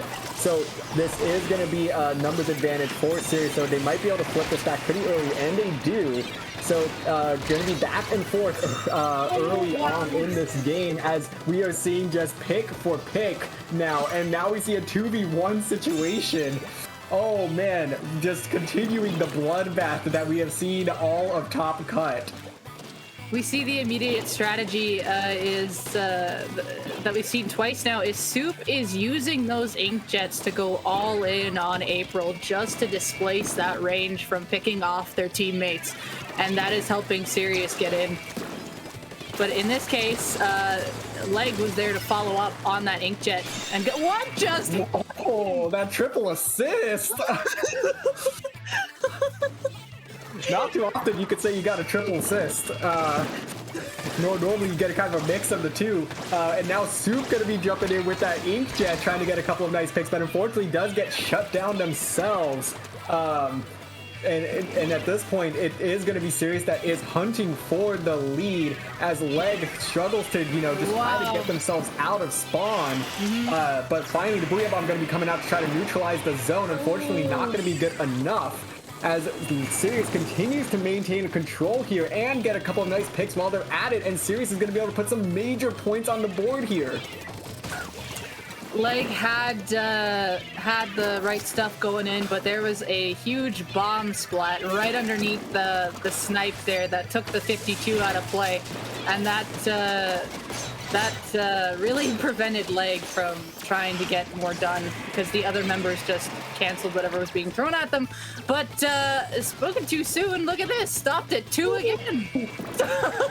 What a turn of events there. Right, literally hanging by a thread. That Booyah Bomb was absolutely clutch, flipping that zone, followed by 3 picks. I think that was really due to part of that Booyah Bomb kind of scattering some of the members of Sirius. So putting them right into position to where they could get some very quick picks there. Another Booyah Bomb going to be coming out now to try to maintain control of the zone, and they do maintain control of it. But with 2 members down on the side of Leg, make it 2v2 now. Leg now might be able to just hold on to this. T is trying to get this bubble to get a little more paint down. They can cap the zone. It's a junior. However, they need the rest of the team to help get this, as Sirius is there to probably going to get this cap again and stops them at 4.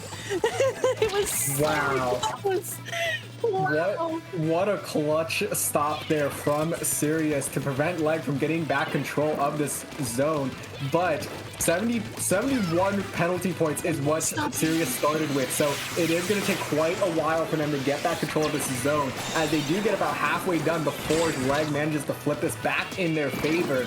However, Leg continues to struggle a little bit with maintaining paint on this zone. The junior doesn't seem like they're able to just keep paint on this zone while their teammates are going to go get picks.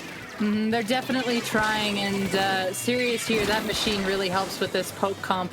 Oh my goodness, just getting out barely alive, both of them. But good decisions to jump back. There's a minute left. They need to regroup here and figure out how are they going to get back in against Sirius. We see the armor pop, the Booyah's coming out. This just look like what they're going to try to do. Is Sirius going to stop this? Yeah, so it does go neutral for a brief moment there. And the bubble's now going to be coming out from T.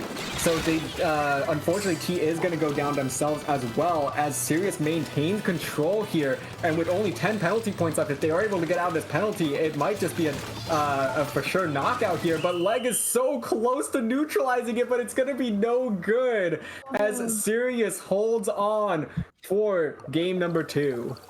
Leg is always so close, but I find that there's that one member from Sirius that's just behind where the bubbles are about to come out. And T was right in there, and it was DaVinci who was right beside them. As soon as T turned their back, the zap went in so that it couldn't pop that other bubble, and then the K shot went up to the Hydra and 1v1 that. And it was GG's from there. Yeah. Definitely the specials on the side of Leg, weren't as, I guess, as perfectly coordinated as they were in that Skipper Pavilion match. Like you said, it did seem like there was a little bit of a misstep between when those specials were going out, and it's just they never managed to keep enough paint on the zone. Like, it seemed like they were getting outpainted, even with the junior on their team, that should be, dominating that zone area, just constantly putting paint on it. But it just, they could never have enough paint on it. Even when they did have possession, there was still a notable amount of purple paint. And we already know that there's definitely a couple weapons in that comp that don't paint already, but they're more of the zoning comp. So when it comes to having to get paint back on the zone, you have to really all put in for there, and maybe see if, as you're painting, like, flick up every once in a while and see if maybe two weapons can get a pick from there.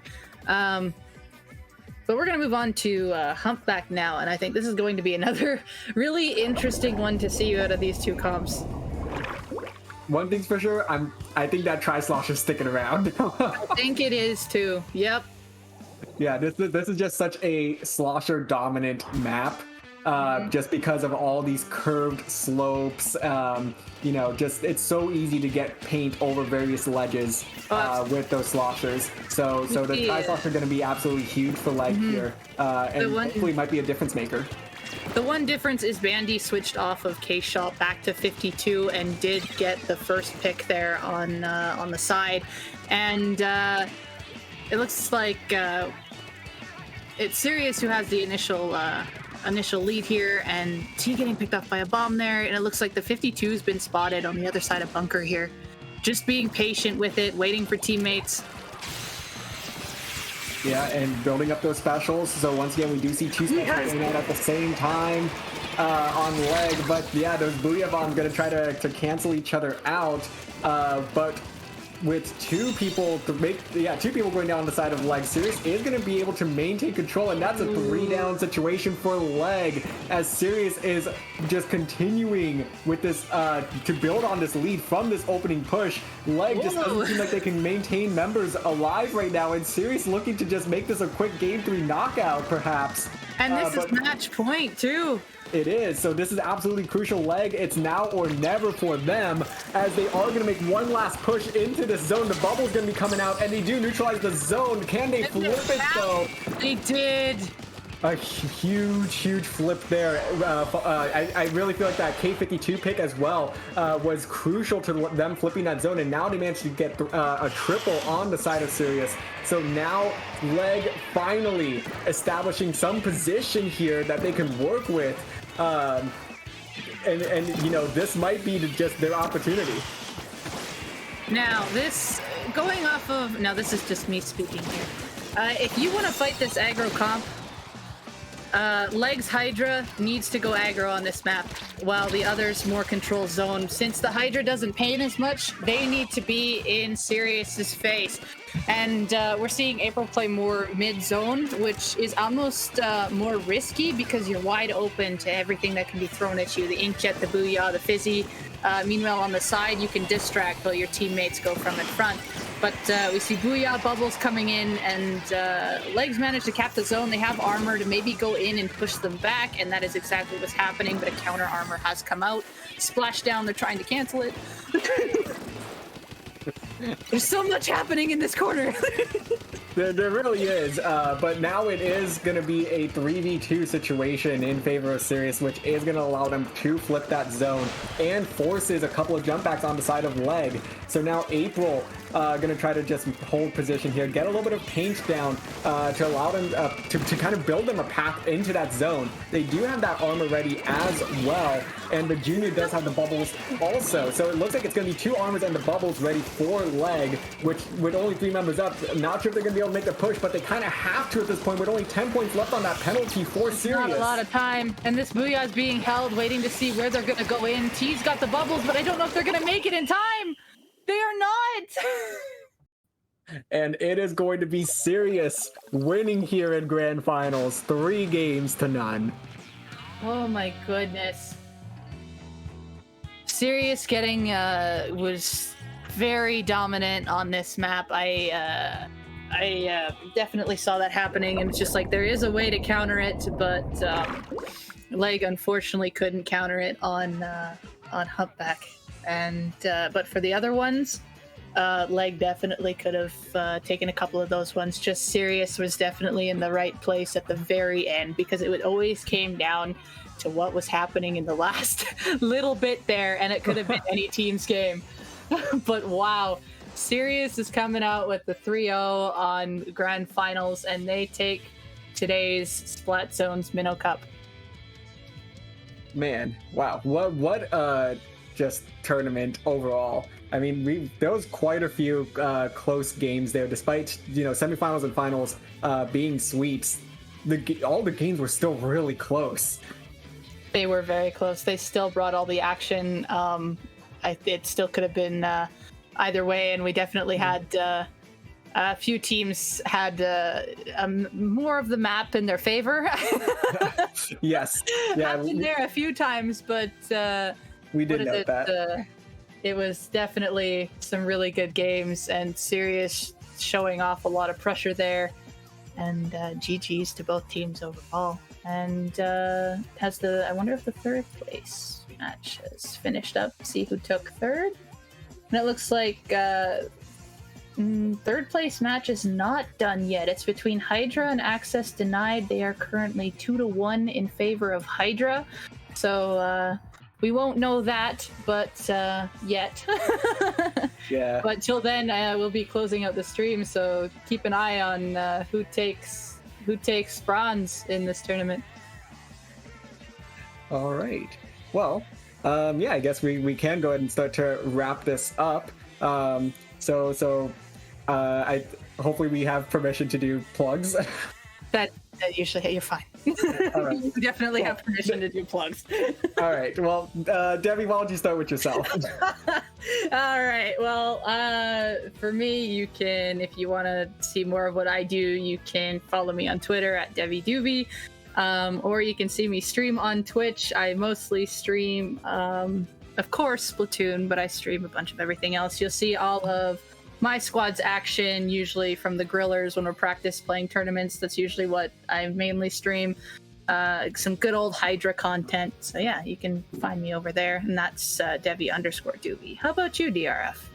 Yeah, so Twitter at DRF_Splatoon, and on Twitch, TritonDRF. Yeah, those are 2 platforms that I frequent the most. But yeah, so just want to say a quick thank you to Deep Sea Solutions for having me on. This was my first tournament with this organization, and it was a lot of fun. Yeah, big shout outs to those behind the scenes. We've got all of the TOs of the tournament, like Miss Popgun, Rob, Spicy, and then of course behind the scenes on stream we have Jub. So big shout outs to them, and thank you for running these events, and thank you to everyone who puts Minnow Cup and Deep Sea Solutions together, because it's a great tournament, and I've heard lots of good things from everyone, and they definitely anticipate whenever the next tournaments happen. We have an update in chat that it is 2-2 between Access Denied and Hydra now. They are going into Game 5. That is pretty hyped. All right, but I don't think we're going to be able to see the end of that one here on stream. Keep an eye on the bracket, folks, or just the Twitter ping that Deep Sea Solutions does, or the Discord server ping of who's going to take that bronze medal. All right. Until then, we're signing off, and we'll see you at the next Minnow Cup, everybody.